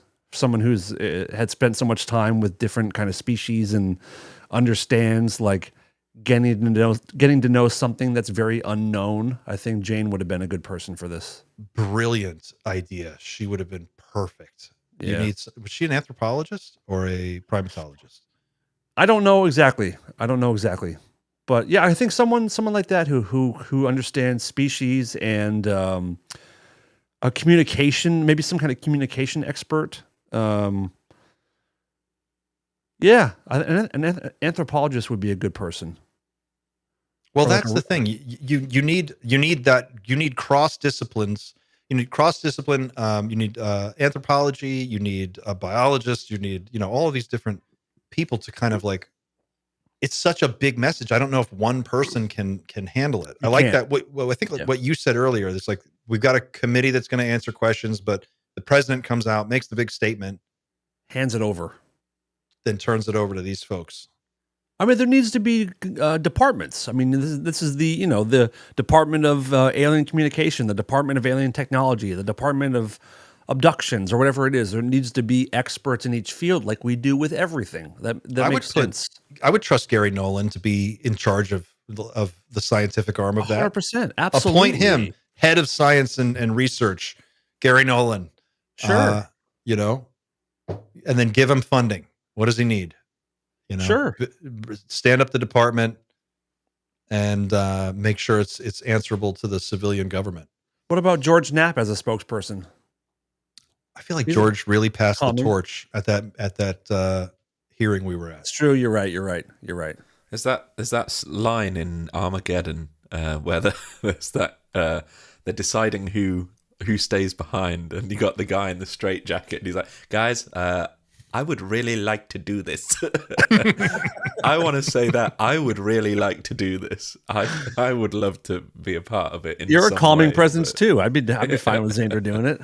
Is there last question, and then I think we got to wrap it up because we've been going for almost 3 hours now. But is there anybody that you would for sure want to see come forward that hasn't already come forward? Or is there, here's a better question. Is there something that you thought you were on the fence about, maybe something about the UFO world that you were on the fence about, that this documentary sealed for you? That it's just like after you saw this, you were like, I know I'm for sure on secret space program, for instance. Secret space. I think that's kind of part of it for me, I think. Although that came more from the Rogan stuff. But that's a big one for me. Xander, anything that you saw that really was just like locked in for you after this? I believe the what is very tactically downplayed is the true involvement of some of these people in the legacy programs, or the relation. And I do believe it's probably a complicated answer, and that's not like that. That could be part of the reason why they just can't really talk about it, is because it would take too long to explain, and would also include breaking NDAs. But I think a big reason isn't necessarily DOPSA. It's because they've signed NDAs in relation to legacy program things. Simple as that. I think yeah, some of these guys are almost certainly involved on a much, much deeper level. They're not in the same boat as the rest of us. UAP injuries is another thing that really was hit home pretty hard in this, or was really hammered home, was people being injured by UAP. And that one stat they had, that there was a 25% mortality rate within 7 years of a UAP exposure. So 25% of people died after 7 years of having an up close interaction with a UFO. With the crafts, well, were they saying an active with the bubble or whatever's going on within interacting with the energy field surrounding the craft is what you mean. So people who were intentionally brought on board the craft are spared that, obviously.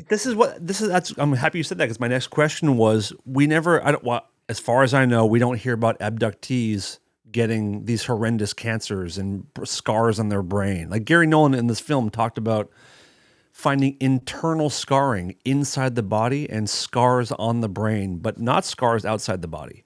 So internal scars from interaction with UAP was crazy. I was impressed the way Hal Puthoff talked about the energy field warping, the warp field around the craft, that he said this accounts for time dilation.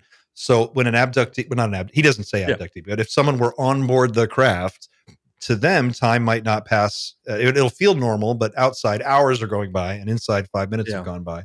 Yep. So, and that would imply that the pilot of the craft sailing through the air at, I'm thinking about the missile test that he talked about. The Bob Jacobs one? Bob Jacobs, where he talks about the laser, and it zaps the laser 4 times, and then the missile just falls out of the air. For the occupants of the UAP, that missile is standing still. Even though it's going 4,000 miles an hour or whatever the speed is that it's Yes. flying. But as far as they're concerned, it's literally just going in slow motion in space, and they're just boop, boop, boop, and they're able to come on and off. But that explanation alone explained the title of Bud Hopkins' book, Missing Time. Right. That's Missing Time is a whole huge mystery. Where's all the missing? It's the distortion field around the It's the craft. tech. It's the fucking tech. God damn it. And it explains fucking why we Catalina it's wine mixer. fucking Catalina wine mixer. And why we see these right hand turns that like we think they're going thousands of miles an hour, but like they're just cruising. They're just like taking a leisurely left hand turn. But for us, we're like, oh my God, did you see that maneuver? And they would look out and see like a fleet of American ships and fighter jets frozen in air, like frozen in time. And we're all just kind of, and they're just whipping around instantaneously. Like all the Interstellar, like rewatch Interstellar with this information. It'll be a pretty cool movie to watch now, because that deals a lot with like how time works in different places and stretch. And the movie Contact, when they're going through time and things are just like stretching and Oh yeah, where they drop her into the yes thing, the gizmo. She just fell right through, and she had this experience that lasted for hours and days. And she's like, "How long was I gone?" And like, you just fell right through. That's cool shit. That was such a weird ending, and I felt like I was so let down at the end. It's like, what happens next? Well, this is the first step, but we'll have another step one day, and then it's like that's where it ends. But I understand what you mean. Yeah, that's interesting. All right, guys, I feel like we're coming up on 3 hours. We got to wrap it there. That was a blast. Any last thoughts? Yeah. I'm proud. Let's watch it again. I'm really happy with the way this movie came out. I didn't expect to be as affected by it. After it premiered at South by Southwest, the reviews were like, it's good, but I don't know if it's going to move the needle. As of right now, it's been out for 3 days. It feels like it's making some noise, and I think it's going to be, I said from the beginning, I think it's going to be a big word of mouth movie. And I think that's what it's going to be. I wish it wasn't so expensive. I know everyone's talking about it, but it is one thing that will keep a lot of people from seeing it right away to make a big difference. But I mean, $20 I think I bought it for $24.99. Yeah, if you were to go to the theater, you couldn't see it in a theater for less than $30. I mean, but if you were someone who like didn't know much about it, would you have rented it for almost $20? A movie that you like, I don't know what this is about. No. But that's why I'm calling this Operation Gobble Gobble. Everybody on Thanksgiving, show your family. Just put the movie on, eat the $20, and win some hearts and minds. Get the family gathered around, and crack a few cold ones, eat some turkey, and let's boldly go where no one's gone before. Or have they? All right, we'll leave it there. Good to see you guys. Good to see you guys, man. This was fun. Thanks for indulging us, Xander. I know you're indulging you. What do you mean? Well, you were, you're just like, I don't know, guys. This is kind of last minute. I got to run it by the boss. You got to run it by the boss. Bit of a slave driver. You did threaten him a little bit. Thank your wife. We had to ask if Xander could come play, and his wife was like, okay, just this once. Well, I was away at the weekend, so she's been solo parenting all weekend, and then I deserted her tonight. Oh man. Ooh, all right, cool shirt, by the way. Look at Xander's shirt. Oh yeah. Yeah, show us the shirt. It's the hang on, I'll do this without showing my midriff. It's the Skinny Bob t-shirt. I don't know if you can see that. Will you put on black and then someone over here? Thanks. Yeah, of course. Yeah, cool. All right, guys. We'll see you on the next one. Thanks for watching. We won't be here on Friday because we're doing this one today, and it's a weird holiday week, so we won't see you this Friday, but we'll probably have another video coming out this week. We'll see you next week. But have a happy Thanksgiving, and be good to yourselves, be good to each other, and keep looking up, guys.